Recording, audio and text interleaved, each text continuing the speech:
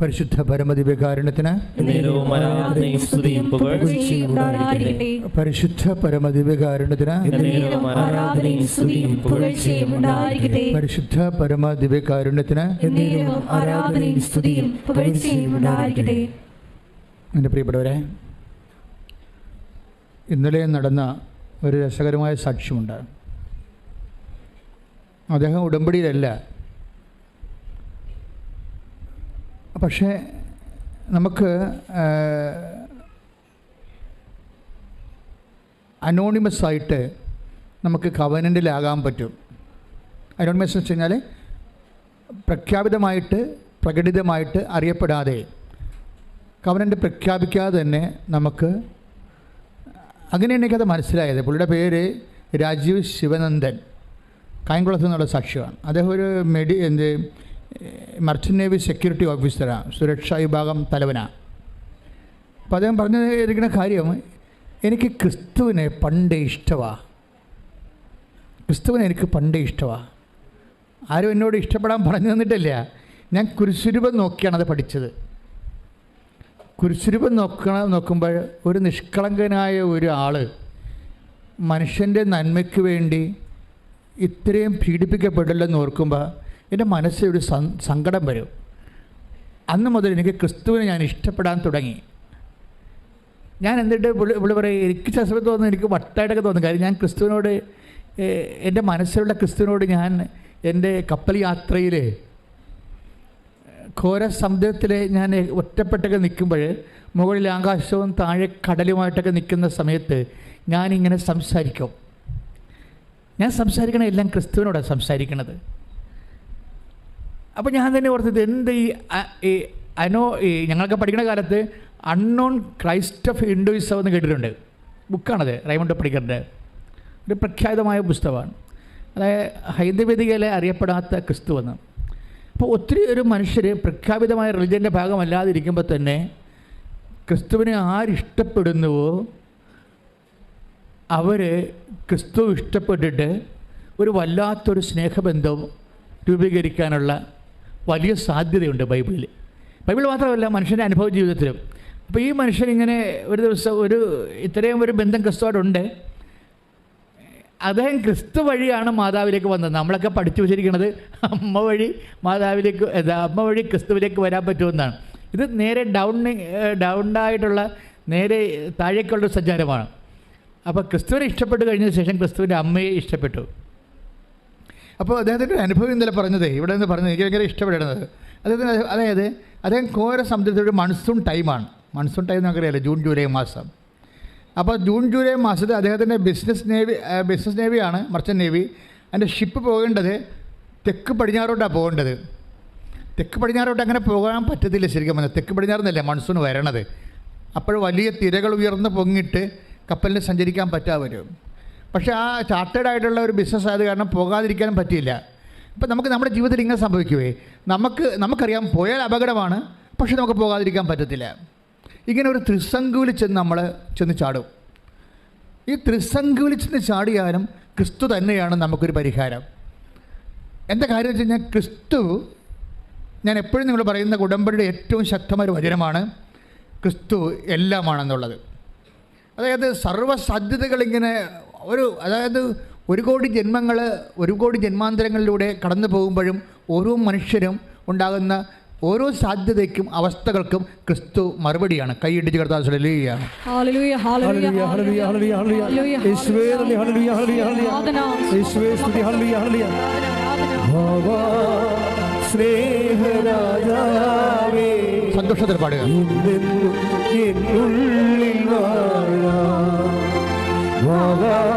സ്നേഹത്തിൻ പൂനിലാവേ എന്നുള്ളിൽ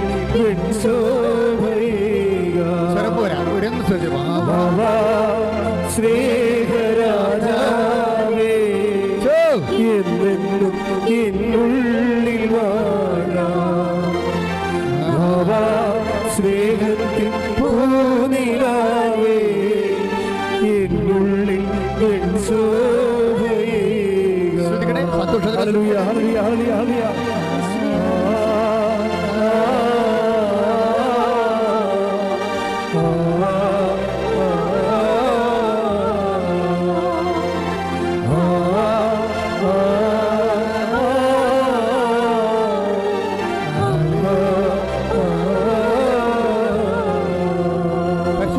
പരമദിവ്യകാരുണ്യത്തിന് ആരാധനയും സ്തുതിയും പുകഴ്ചയും ഉണ്ടായിരിക്കട്ടെ. അപ്പോൾ അദ്ദേഹം പറയണത്, ഞങ്ങൾ 23 പേരുടെ ഷിപ്പിലെ ഞങ്ങൾ തെക്ക് പടിഞ്ഞോട്ട് സഞ്ചരിക്കുമ്പോൾ പെട്ടെന്ന് കടലിങ്ങനെ മല പോലെ ഇങ്ങനെ കപ്പലിന് മുകളിൽ ഉയർന്നു വരികയാണ്.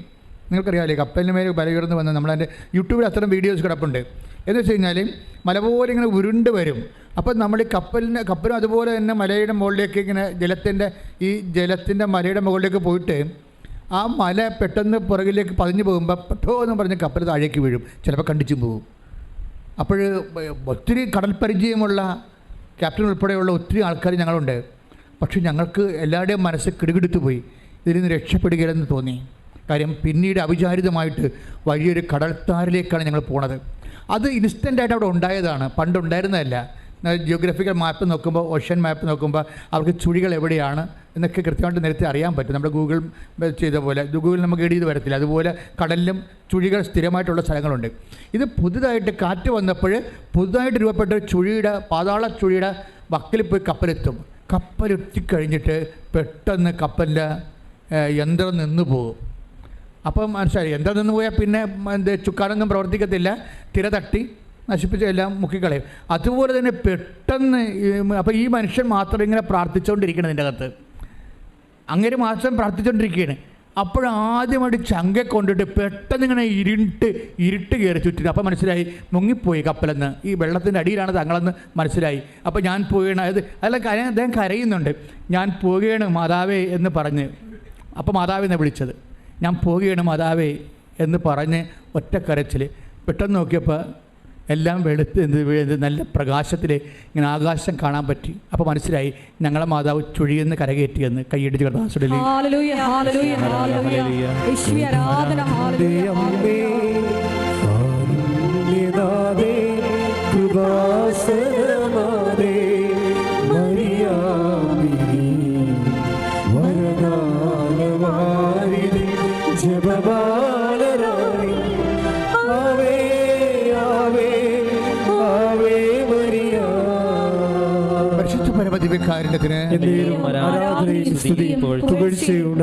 അപ്പം നീ എന്ത് ചുഴിയിലായാലും മരണച്ചുഴിയിലായാലും നിനക്കൊരു സ്നേഹമുണ്ടെങ്കിൽ നീ ദൈവമായിട്ട് ഉടമ്പടിയിലാണ്. ഈ മനുഷ്യൻ അതാണല്ലോ പറയണത്, ഞാൻ ക്രിസ്തുവുമായി ആരും എന്നെ പഠിപ്പിക്കാതെ എന്നോട് പറഞ്ഞു തരാതെയും ഞാൻ സ്നേഹത്തിലായിരുന്നെന്നാണ്. അപ്പം ഞാനത് കേട്ടപ്പോൾ എൻ്റെ മനസ്സിൽ വന്ന വചനം എന്താണെന്നറിയാവോ? ഇത് ഉടമ്പടി കാര്യം എങ്ങനെയാണ് നമ്മൾ ദൈവമായിട്ട് സ്നേഹത്തിലാകുമ്പോൾ. നിങ്ങൾക്കറിയാവില്ല, ഉടമ്പടി എന്ന് പറഞ്ഞ ഒരു സാങ്കേതിക വിഷയമല്ല, ഒരു വൈകാരികമായിട്ടുള്ള ഒരു വ്യക്തിപരമായ വിഷയമാണ്. ഉടമ്പടി എന്ന് പറഞ്ഞ ഒരു സാങ്കേതിക വിഷയമല്ല.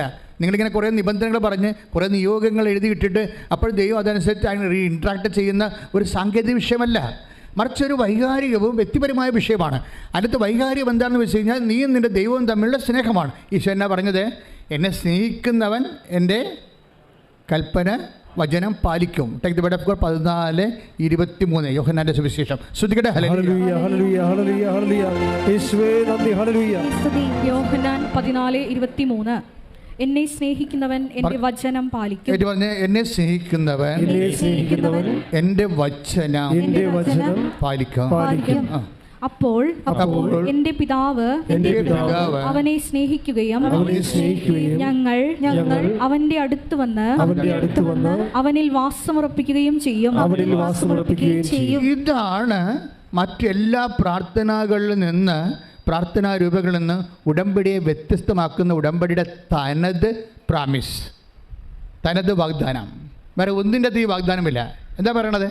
യോഹന്നാൻ 14:23 എന്താ പറയണത്? ഏറ്റു പറഞ്ഞ് എന്നെ സ്നേഹിക്കുന്നവൻ എൻ്റെ വചനം എൻ്റെ കൽപ്പന പാലിക്കും. അപ്പോൾ എൻ്റെ പിതാവ് അവനെ സ്നേഹിക്കുകയും ഞങ്ങൾ വന്ന് അവനിൽ വാസം ഉറപ്പിക്കുകയും ചെയ്യും. പ്രസൻസാണ് അവിടെ പറയണത്. അതാണ് സാന്നിധ്യം എന്ന് പറയണത്. നിങ്ങൾക്ക് ദൈവസ്നേഹം കൂടിക്കഴിഞ്ഞാൽ പിന്നെ അത് ഉടനെ പെട്ടെന്ന് കൺവേർട്ട് ചെയ്ത് അത് സാന്നിധ്യമായി മാറും. ഇതിനാണ് ഈ വാഗ്ദാന പേടകം എന്ന് പറയുന്നത്. ഉടമ്പടിയിലൂടെയാണ് വാഗ്ദാന പേടകം നിലവിൽ വരണത്.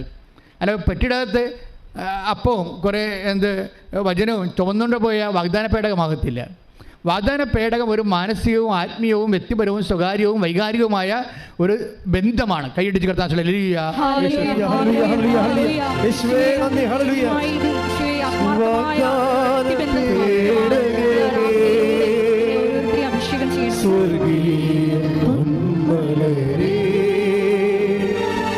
കൃപാസനത്തിൻ്റെ അമ്മേ പ്രസാദവരമാതാവേ.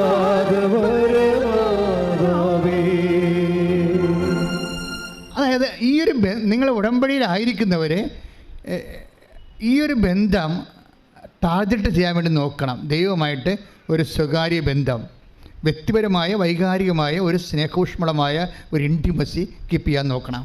അത് ഈ വചനം പാലിക്കുന്നതിലൂടെയാണ് സംഭവിക്കുന്നത്. വെറുതെ ഞാൻ ദൈവത്തെ സ്നേഹിക്കുന്നതെന്ന് പറഞ്ഞാൽ അത് ഡസൻ ബക്കറ്റ്.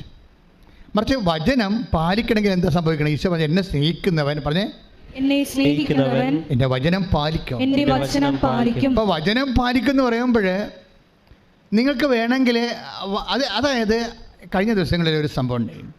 ഒരു മോള് അവൾ എൻ്റെ അടുത്ത് ഒരു ചീട്ട് തന്നത്. ഞാൻ ഇവിടെ നിൽക്കുമ്പോൾ എല്ലാവരും അച്ഛനെ കാണാൻ വരുമല്ലോ, എമർജൻസി ഉള്ള ആൾക്കാരെ കാണാൻ വരുമ്പോൾ അവിടെ സ്ലിപ്പ് എഴുതിയിട്ടുണ്ടാവും അല്ലേ? നിങ്ങൾക്ക് ഓഫീസിൽ നിന്ന് നിങ്ങളുടെ വിഷയം സീരിയസ് ആണെന്ന് കാണിക്കുന്ന അതിൻ്റെ രേഖകളും എഴുതി കൊടുക്കുമ്പോൾ ഓഫീസിൽ നിന്ന് എഴുതി വിടും. എന്താണ്? അപ്പോൾ ഞാൻ വെള്ളച്ചീട്ടിൽ എഴുതിയിരിക്കണം എന്താണെന്ന് വെച്ച് കഴിഞ്ഞാൽ, എൻ്റെ മകനെ എനിക്ക് തിരിച്ചു കിട്ടണം, ഞാൻ അപ്പീലിന് പോവുകയാണ്, കീഴ്ക്കോടതിയിൽ നിന്ന് ഞാൻ തോറ്റു, അത് മേൽക്കോടതിയിലേക്ക് ഞാൻ അപ്പീലിന് പോവുകയാണ്, എൻ്റെ മകനെ എനിക്ക് തിരിച്ചു കിട്ടണം. അപ്പോൾ ഞാനിത് വായിച്ചപ്പോൾ അപ്പോൾ ഈശോ പറയുന്നുണ്ട്, എന്തോ പന്തികേടിൻ്റെ ഉണ്ടെന്ന് എന്നോട് പറയുന്നുണ്ട്. പക്ഷെ ഞാൻ ഉടനെ ചോദിച്ചില്ല. അവളുടെ ഊഴമായപ്പോൾ അവളുടെ തലയെ കൈവച്ചപ്പോൾ ഞാൻ ഒരു ചോദ്യം ചോദിച്ചു. എന്താ ചോദ്യം ചോദിച്ചത്? നിനക്ക് വേറെ ഒരു മകനുണ്ടല്ലോ എന്നാണ് ചോദിച്ചത്. അതാണ് ഞാൻ ചോദിച്ചത്. അപ്പോൾ അവൾ പറഞ്ഞു, ഈ മകൻ്റെ ഇളയ മകനുണ്ട്, ഒരു അനിയനുണ്ടെന്ന് പറഞ്ഞു. അപ്പോൾ നിനക്ക് 2 മകനുണ്ടല്ലേ? ശരി, ആ 2 മകനുണ്ട്. ശരി, അപ്പോൾ നീ പിരിഞ്ഞു എന്ന് പറയുന്ന ഭർത്താവിൻ്റെ കയ്യിൽ എത്ര മക്കളുണ്ടെന്ന് ചോദിച്ചു. അപ്പോൾ പറഞ്ഞ് അയാൾക്ക് മക്കളൊന്നുമില്ല, മക്കളൊക്കെ എൻ്റെ കൂടെയാണെന്ന് പറഞ്ഞു. അപ്പോൾ ഞാൻ ചോദിച്ചു, നീ ആ മനുഷ്യൻ വീണ്ടും കല്യാണം കഴിച്ചോ എന്ന് ചോദിച്ചു. അപ്പോൾ അയാൾ പറഞ്ഞു, ഇല്ല, കല്യാണം കഴിച്ചതെന്ന് പറഞ്ഞു. നീ കല്യാണം കഴിച്ചോ എന്ന് ചോദിച്ചു. അപ്പോൾ ഞാൻ കല്യാണം കഴിച്ചെന്ന് പറഞ്ഞു. ഞാൻ പറഞ്ഞു, അമ്പടി കള്ളി, എന്താ? അപ്പോൾ ഞാൻ പറഞ്ഞു, നിന്നെ കെട്ടിയത് കൊണ്ട് ആ മനുഷ്യൻ്റെ ജീവിതം വഴിയാധാരമായി അല്ലേ? ഇവിടുത്തെ ഈ രാജ്യത്തിന് നിയമം പറഞ്ഞിരിക്കുന്നത് എന്താണ്? മൂത്ത മകൻ അവന് അപ്പൻ്റെ കൂടെ പോകാൻ ഇഷ്ടമുണ്ട്, കോടതി അവൻ ധരിപ്പിച്ചു, അപ്പോൾ നിയമപരമായിട്ട് പോകാം. ഇവൾ വിടത്തില്ല, ഇവൾ ഹൈക്കോടതി പോവുകയാണ്. അപ്പോൾ ആ മനുഷ്യൻ്റെ ജീവിതം നശിപ്പിക്കുകയാണ്. ആ മനുഷ്യനെ വഴിയാതെ ഗതികിട്ട പ്രേതമാക്കി മാറ്റിയിട്ട് ഇവൾ വീണ്ടും കല്യാണം കഴിച്ച് അയാളുടെ 2 കുഞ്ഞുങ്ങളെ അടിച്ചെടുത്ത്. മനസ്സിലായില്ലേ? ഇപ്പം എന്താ ഞാൻ പറഞ്ഞത്? ഒരു കുഞ്ഞിനെയും കൊടുത്തില്ല എന്നുണ്ടെങ്കിൽ ഞാൻ ഒരു കാര്യം നിന്നോട് ഞാൻ രഹസ്യം പറഞ്ഞാന്ന് പറഞ്ഞാൽ അവളുടെ ചെവിയിൽ രഹസ്യം പറഞ്ഞു കൊടുത്തിട്ടുണ്ട്. നിൻ്റെ അന്ത്യം നീ അടിച്ചു മാറ്റാൻ പോകുന്ന കുഞ്ഞിലൂടെ ആയിരിക്കുമെന്ന്. വേറെ എന്താ രഹസ്യം? വളരെ ആത്മാർത്ഥമായിട്ട് വളരെ മധുരമായ ഒരു രഹസ്യം. പോരെ, പണിയായില്ലേ? അത് സ്നേഹമില്ല. ഉടമ്പടിയെപ്പോലും ആൾക്കാർ അവരുടെ സ്വാർത്ഥമായ കാര്യങ്ങൾ നേടാൻ വേണ്ടി എടുക്കുമ്പോൾ എന്താ പ്രശ്നം? എങ്ങനെയാണ് ദൈവം വസിക്കണത്? കർത്താവ് ഇങ്ങനെ ഒന്നും രക്ഷപ്പെട്ടു പോകാൻ പറ്റത്തില്ല മക്കളെ. നിങ്ങൾ വിചാരിക്കണത് എന്തെങ്കിലും കൊണ്ടുവന്ന് എഴുതിയിടുമ്പോൾ എല്ലാം ഓക്കെ ആവുന്ന, എല്ലാം പോക്കാകേ ഉള്ളൂ. എന്താ കാര്യം വെച്ച് കഴിഞ്ഞാൽ നിങ്ങൾ ചിന്തിക്കണം, ഇത് സ്നേഹത്തിന് നിരക്കണതാണോ, ഇത് ദൈവത്തിന് നിരക്കണതാണോ എന്ന് നിങ്ങൾ ചിന്തിക്കണം. ദൈവത്തിന് നിരക്കാത്തൊരു കാര്യം ദൈവത്തോട് ചോദിച്ചാൽ ഇവിടെ വെറുതെ ഉടമ്പടി എടുത്ത് പണി മേടിച്ച പോലെയാകും. കാര്യം നീ എന്തുമാത്രം ദുഷ്ടയാണ്, എന്തുമാത്രം ദുഷ്ടനാണെന്ന് ദൈവത്തിന് പ്രഖ്യാപിതമായി തെളിവ് കൊടുക്കുകയാണ്. മനസ്സിലായ? എപ്പോഴും നമ്മൾ ശ്രദ്ധിക്കേണ്ട ഒരു വിഷയം എന്ന് വെച്ച് കഴിഞ്ഞാൽ, ഇതിനകത്ത് വിട്ടുവീഴ്ചകൾ നമ്മൾ ചെയ്യണത് ദൈവത്തിൻ്റെ വചനത്തിൻ്റെ അടിസ്ഥാനത്തിലാണ്, നമ്മുടെ താല്പര്യത്തിൻ്റെ അടിസ്ഥാനത്തിലല്ല. അതാണ് ഈശോ പറയണത്. എന്താ ഈശോ പറഞ്ഞിരിക്കുന്നത്? എന്നെ സ്നേഹിക്കുന്നവൻ എൻ്റെ വചനം പാലിക്കും. അപ്പോൾ ഞങ്ങൾ വന്ന് അവനിൽ വസിക്കും. അപ്പോൾ ഈ നമ്മൾ ദൈവത്തിൻ്റെ വചനം പാലിച്ചു കഴിയുമ്പോൾ നിങ്ങൾക്കറിയാമല്ലോ വചനത്തിൻ്റെ പ്രത്യേകത എന്താണ്? വചനത്തിൻ്റെ പ്രത്യേകത, ഞാൻ നിങ്ങളോട് പറഞ്ഞ വചനം നിമിത്തം ആ വചനം നമ്മൾ സ്വീകരിക്കണമെങ്കിൽ നമുക്ക് ചെവി ഉണ്ടായിട്ട് കാര്യമില്ല. ചെവി ഉണ്ടായി കേൾക്കാം, ആർക്ക് വേണമെങ്കിലും വചനം കേൾക്കാം. വചനം കേൾക്കുന്നതും വചനം സ്വീകരിക്കുന്നതും 2 കാര്യമാണ്. വചനം ആർക്ക് വേണമെങ്കിലും കേൾക്കാം. വചനം കേൾക്കണമെങ്കിൽ ഈ ഓഡിയോ അപ്പാരറ്റസ് കൃത്യമായിട്ട് വർക്ക് ചെയ്താൽ മതി. നമുക്ക് വചനം കേൾക്കാൻ പറ്റും, പക്ഷേ അത് ഡസൻ വർക്ക് ഇറ്റ്. പിന്നെ എന്താ ചെയ്യണത്? വചനം സ്വീകരിക്കണത് എങ്ങനെയാണ്? ഈശോ പറഞ്ഞത്, എന്നെ സ്നേഹിക്കുന്നവൻ, പറഞ്ഞേ, എന്നെ സ്നേഹിക്കുന്നവൻ എൻ്റെ വചനം സ്വീകരിക്കും. അപ്പോൾ ആദ്യം ഇത് ബേസിക് എന്താണ്? ഇതിൻ്റെ ദൈവത്തെ സ്നേഹിക്കുകയാണ്. ദൈവത്തെ സ്നേഹിക്കുക എന്ന് വെച്ച് കഴിഞ്ഞാൽ അതിൻ്റെ അർത്ഥം സ്വർഗം വരെ, നിത്യത വരെ ദൈവത്തെ സ്നേഹിക്കുകയാണ്. അല്ലാതെ ഒരു പ്രത്യേക ഇൻസിഡൻറ്റിന് വേണ്ടി ദൈവത്തെ സ്നേഹിക്കുകയല്ല. നിങ്ങൾ പലപ്പോഴും ചെയ്യുന്നത് IELTS പാസ്സാകാൻ വേണ്ടി ദൈവത്തെ സ്നേഹിക്കും, കാനഡയിൽ പോകാൻ വേണ്ടി ദൈവത്തെ സ്നേഹിക്കും, PR കിട്ടാൻ വേണ്ടി ദൈവത്തെ സ്നേഹിക്കും, മക്കളുണ്ടെങ്കിൽ മക്കൾക്ക് കിട്ടാൻ വേണ്ടി ദൈവത്തെ സ്നേഹിക്കും, കടയിൽ ആൾക്കാർ വരുന്നില്ലെങ്കിൽ കസ്റ്റമേഴ്സ് ഇല്ലെങ്കിൽ കസ്റ്റമേഴ്സ് കിട്ടാൻ വേണ്ടി ദൈവത്തെ സ്നേഹിക്കും. ഇങ്ങനെ കസ്റ്റമറി ആയിട്ടുള്ള ഒരു സ്നേഹമില്ല. ദൈവത്തെ സ്നേഹിക്കുക എന്ന് വെച്ച് കഴിഞ്ഞാൽ നിങ്ങളുടെ അപ്പനെ സ്നേഹിക്കണ പോലെ അല്ല. അപ്പൻ കുറച്ച് കഴിയുമ്പോൾ ചത്തുപോകും. അമ്മയെ സ്നേഹിക്കണ പോലെ അല്ല, അമ്മയും കുറച്ച് കഴിയുമ്പോൾ ചത്തുപോകും. ഭാര്യയെ സ്നേഹിക്കണ പോലെ അല്ല, ഭാര്യ കുറച്ച് കഴിയുമ്പോൾ ചത്തുപോകും. അല്ലെങ്കിൽ ഭർത്താവ് കുറച്ച് കഴിയുമ്പോൾ ചത്തുപോകും. നിത്യമായ ഒരു വ്യക്തിയുമായിട്ടാണ് നിങ്ങൾ സ്നേഹിക്കണമെന്ന് വെച്ച് കഴിഞ്ഞാൽ അതൊരു കാലിക സ്നേഹമല്ല. ദൈവത്തെ സ്നേഹിക്കുക എന്ന് വെച്ചാൽ നിത്യത വരെ സ്നേഹിക്കുന്നതാണ്. Praise the Lord. പ്രാർത്ഥിക്കുക. കർത്താവായ ദൈവമേ, അങ്ങയെ സ്നേഹിക്കുന്നത് നിത്യത വരെയുള്ള എൻ്റെ ജീവിതത്തെ സ്വാധീനിക്കുന്ന വിഷയമായി ഉടമ്പടിയിലൂടെ തിരിച്ചറിഞ്ഞതിലെ ഞാൻ അങ്ങേക്ക് നന്ദി പറയുന്നു. കർത്താവേ, ഈ വചനങ്ങളുടെ ജീവിതാർത്ഥങ്ങളെ എന്നെ അഭിഷേകമായി ബോധ്യപ്പെടുത്തണമേ.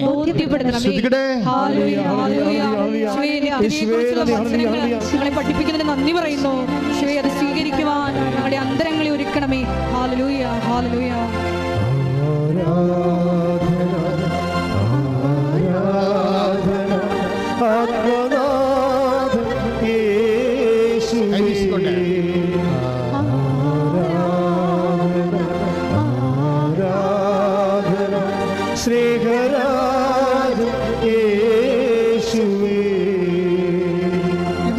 സീരിയസ് ആയിട്ട് ടാർഗറ്റ് ചെയ്യേണ്ടതാണ്. എന്താണ്? നിങ്ങളിപ്പോഴും പത്രം കൊടുത്ത് പ്രേക്ഷിത പ്രവർത്തനം ചെയ്യുന്നു. എന്തോ ഒരു വലിയ ആത്മാക്കളെ വീണ്ടെടുക്കുകയും ദൈവത്തിൻ്റെ സ്നേഹം കൈമാറുകയും മറ്റുള്ളവർ ദൈവത്തിൻ്റെ സ്നേഹം അനുഭവിക്കാൻ അവസരമൊരുക്കുകയും ചെയ്യുന്ന അപ്പോസ്തലികമായ വലിയ ദൈവിക ശുശ്രൂഷയാണ് നമ്മൾ ഈ പത്രം കൊടുക്കുന്നതിലൂടെ നമ്മൾ നേടുന്നത്. പക്ഷെ അതൊക്കെ ചെയ്യുമ്പോൾ ഇങ്ങനെ തലയും ചുരുക്കി, ഈശോ ഇനി എത്ര പത്രം ഉണ്ട്, ഇനി 16 പത്രം ഉണ്ടോ, ഇത് എവിടെ കൊടുക്കാറാണെന്ന് പുട്ടിപ്പെണ്ണ നിൻ്റെ കാര്യം തീരുമാനമായി. ഇത് ദൈവസ്നേഹത്തോടെയാണ് ചെയ്യണത്. പ്രേക്ഷിത പ്രവർത്തനങ്ങളെല്ലാം ദൈവസ്നേഹത്തോടെ ചെയ്യുമ്പോൾ അതനുസരിച്ച് ആനുപാതികമായിട്ടായിരിക്കും. കാരണം ദൈവത്തിൻ്റെ സാധ്യത നിങ്ങൾക്കറിയാമല്ലോ, അത് ഇന്ന കാര്യമൊന്നുമില്ല. നിൻ്റെ ഏത് സ്വകാര്യമായ അഭിരുചികൾ പോലും ദൈവം മാനിക്കുമെന്നാണ് പറയുന്നത്. അത് സത്യമായ കാര്യമാണ്. സ്വകാര്യമായ അഭിരുചികളെ ചിലപ്പോൾ നമ്മുടെ ഭർത്താവ് മാനിക്കത്തില്ല. പൊടി ഇതൊക്കെ പൊട്ടത്തരങ്ങളുണ്ട് എൻ്റെ അടുത്ത് വരരുതെന്ന് പറയും. അപ്പോൾ ചിലപ്പോൾ ഭാര്യ മാനിക്കത്തില്ല. പക്ഷേ നിൻ്റെ സ്വകാര്യമായ ഇന്നലെ മെനയെന്നൊരു സാക്ഷ്യം ഉണ്ടായി. ആ കുട്ടി പേര് പറഞ്ഞിട്ടില്ല, കാക്കനാടുന്നാ. പക്ഷേ ഇന്ന് ഞാൻ അപ്പ് ചെയ്തിട്ടുണ്ട് ആ സാക്ഷ്യം. ഇവളെ പ്രസവിച്ച് കഴിഞ്ഞപ്പോൾ ആശുപത്രി കിടക്കുകയാണ്. പ്രസവിച്ച് കഴിഞ്ഞപ്പോഴേ അവൾക്ക് ഉള്ളിലൊരു കൊതി. അവൾ മാതാവിനോട് എന്നിട്ട് ആ കൊതി പറയും. എന്താ കൊതി എന്ന് വെച്ചാൽ അവൾക്ക് ചൂട് ചോറ് വേണം, അച്ചിങ്ങാത്തോരൻ വേണം. നിങ്ങൾ ചിന്തിച്ച് നോക്കിയേ, കേട്ടാൽ ഇതൊരു വിധം കോമഡി ആയിട്ട് തോന്നും. പക്ഷെ നിൻ്റെ കോമഡി പോലും കർത്താവ് മാനിക്കും. ഇതാണ് സ്നേഹമെന്ന് പറയുന്നത്. ഇവിടെ നിങ്ങൾക്കറിയാമല്ലേ, പ്രസവിച്ചിട്ടുള്ള അമ്മമാർക്ക് എല്ലാം അറിയാം, ഇങ്ങനെ പലതരം കൊതികൾ അവർക്കുണ്ടാവും. അത് സ്വാഭാവികമായും നമ്മുടെ ശരീരത്തിൻ്റെ പ്രത്യേകതയാണ്. അപ്പോൾ പനി പിടിച്ചവർക്കും ഉണ്ടാകും ചില സമയത്ത്. ഇറച്ചിക്കറി വേണം, ചോറ് വേണം എന്നൊക്കെ പറയും. അപ്പോൾ അമ്മമാർക്കിത് അറിയാം. അമ്മമാർ ആ പനിയിൽ നിന്ന് കുഞ്ഞുങ്ങളെ രക്ഷപ്പെടുത്തുന്നത് അമ്മ കുഞ്ഞിനോട് പറയും, ഇത് ഉവ്വ മാറട്ടെ, മുന്നേ ഇറച്ചിക്കറിയും ചോറ് തരാമെന്ന് തന്നെ പറയും. അതെന്ന് വെച്ചാൽ അത് അമ്മമാർക്ക് അവരുടെ ഒരു വൈബുണ്ട്. പക്ഷേ ഇതെന്ന് വെച്ച് കഴിഞ്ഞാൽ ഇവൾ വേറെ ആരോടും പറഞ്ഞിട്ടില്ല. ഈ പ്രസവക്കിടക്കെ കിടന്ന് മാതാവിനോട് സ്വകാര്യമായി പറഞ്ഞതാണ്, അമ്മ ഇത്തിരി ചൂട് ചോറും ഇത്തിരി അച്ചിങ്ങാത്തോറും കിട്ടിയിരുന്നെങ്കിൽ നന്നായിരുന്നെന്ന്. ആരോട്? മനസ്സിൽ പറഞ്ഞു. ആരോടാണ്? അമ്മയോട്. പിന്നെ സംഭവിച്ച കാര്യമൊക്കെ കേൾക്കണം, ഞെട്ടിപ്പോവും. ഒരു 2 മിനിറ്റ് കഴിഞ്ഞപ്പോൾ വാതിലെ മുട്ടിയപ്പോൾ ഇവിടെ ബൈസ്റ്റാൻഡർ പോയി വാതിലെ നോക്കിയപ്പോൾ ഒരു ചേടത്തി ഒരു പൊതി കൊടുത്തവർക്ക്. ആ പൊതിയും ചുവന്ന് എടുത്തുകൊണ്ട് ഇവളുടെ അടുത്ത് കൊണ്ടുവന്ന് കൊടുത്ത്, നിനക്ക് തരാൻ വേണ്ടി പറഞ്ഞതാണെന്ന് പറഞ്ഞ് കൊടുത്ത് ഇത് തുറന്ന് നോക്കിയപ്പോൾ ചൂട് ചോറും അച്ചിങ്ങാത്തോരനും. എന്നിട്ട് എന്താ പറഞ്ഞതെന്നറിയാമോ നിങ്ങൾക്ക്? നിങ്ങൾ പറഞ്ഞത് ഞാൻ കൃപാസനത്തിന് വരികയാണെന്ന് പറഞ്ഞെന്ന്. അതാണ് പ്രശ്നം. നീല സാരി കൊടുത്ത് ആൾ വന്നിരിക്കുകയാണ്, ഞാൻ കൃപാസനത്തിന് വരികയാണ്. ഇതാണ് കൃപാസന അമ്മയുടെ നിൻ്റെ സ്വകാര്യമായ അഭിരുചികളെപ്പോലും മാനിക്കുന്ന ദൈവം.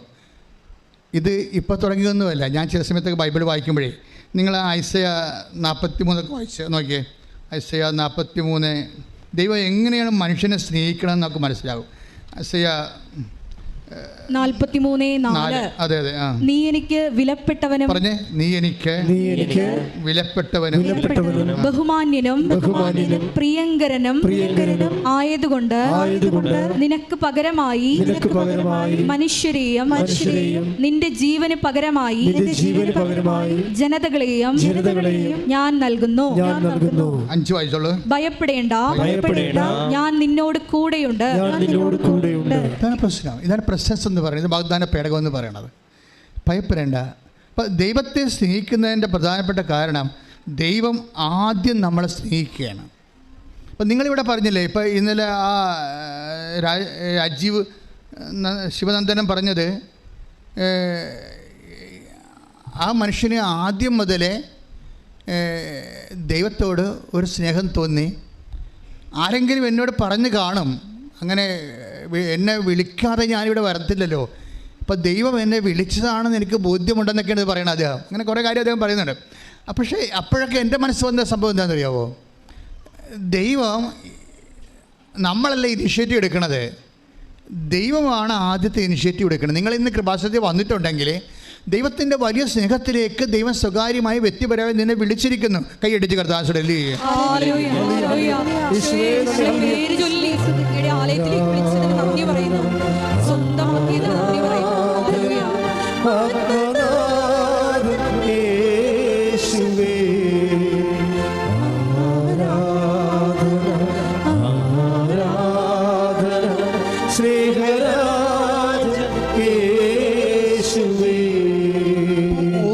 സബ്ജക്റ്റ് വൈസും ദൈവം പറയുന്ന കാര്യം എന്താണ്?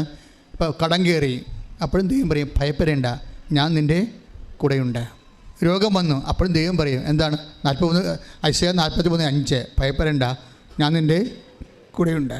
അപ്പോൾ ഈ കൂടെയുള്ള ദൈവം പ്രസവക്കിടക്കയിൽ പോലും നമ്മുടെ അഭിരുചിക്ക് വേണ്ടി എന്ത് അറ്റം വരെയും പോകാൻ നിന്നെ സ്നേഹിക്കുന്ന ദൈവം ശരിക്കും പറഞ്ഞാൽ നമ്മളെ സാന്നിധ്യം വാഗ്ദാനം ചെയ്യണത് തൻ്റെ സ്നേഹത്തെ പ്രകടിപ്പിക്കാൻ വേണ്ടിയാണ്.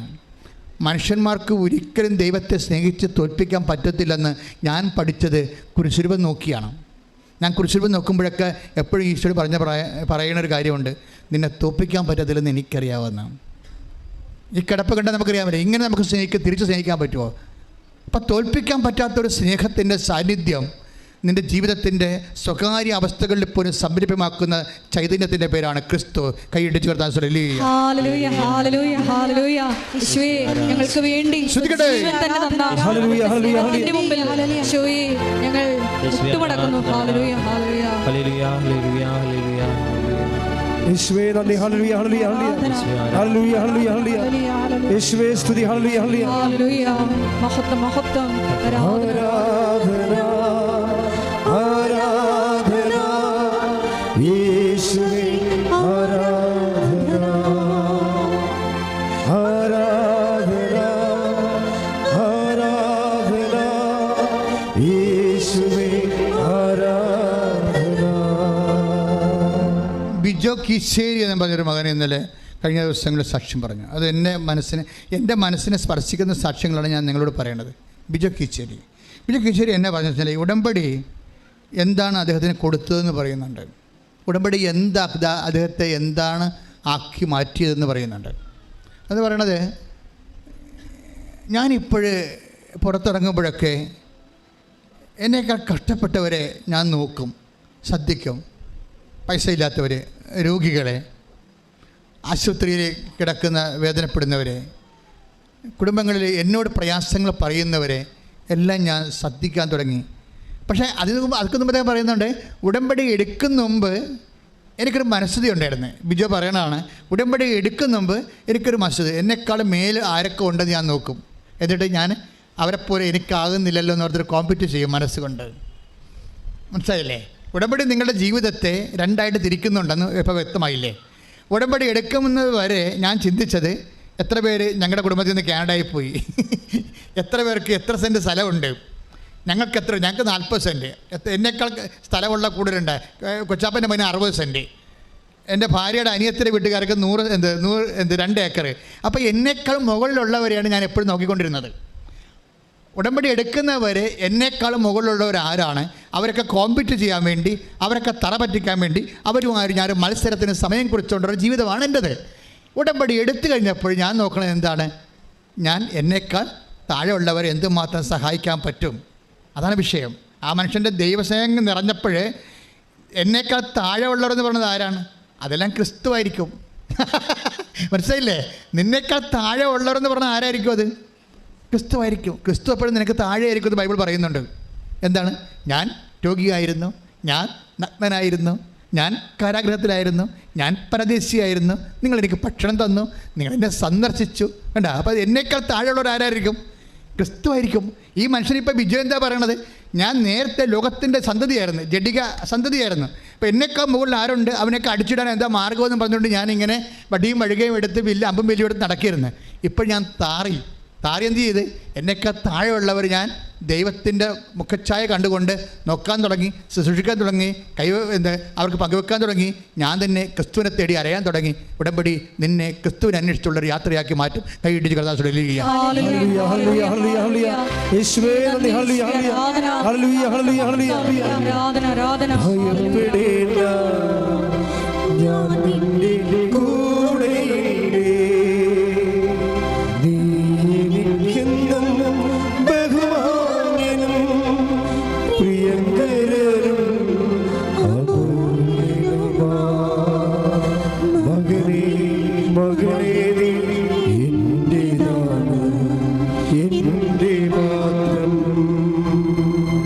അപ്പോൾ എൻ്റെ മക്കൾ, നിങ്ങൾ ഇപ്പോഴത്തെ ഈ സമീപന രീതി ഒന്ന് ചേഞ്ച് ചെയ്യണത് നല്ലതാണ്. എന്താ വെച്ച് കഴിഞ്ഞാൽ, നിങ്ങൾ ഇപ്പോൾ ഒരു ഉടമ്പടി ചെയ്തതിന് ശേഷം, നിങ്ങൾ ഉടമ്പടി ചെയ്യുന്നതിന് മുമ്പ് ഒരു ജഡിക സന്തതിയാണെങ്കിൽ, അതുപോലെ തന്നെ ജോലി, വീട്, വിവാഹം, അങ്ങനെ ഓരോ കാര്യത്തിലാണ് നമ്മൾ ഉടമ്പടി ചെയ്യണത്. അത് തീർച്ചയായിട്ടും നടക്കും, അതല്ല പ്രശ്നം. നിങ്ങൾ അതിൽ മാത്രം ലിമിറ്റ് ചെയ്യുന്നു എന്നുള്ളതാണ് പ്രശ്നം.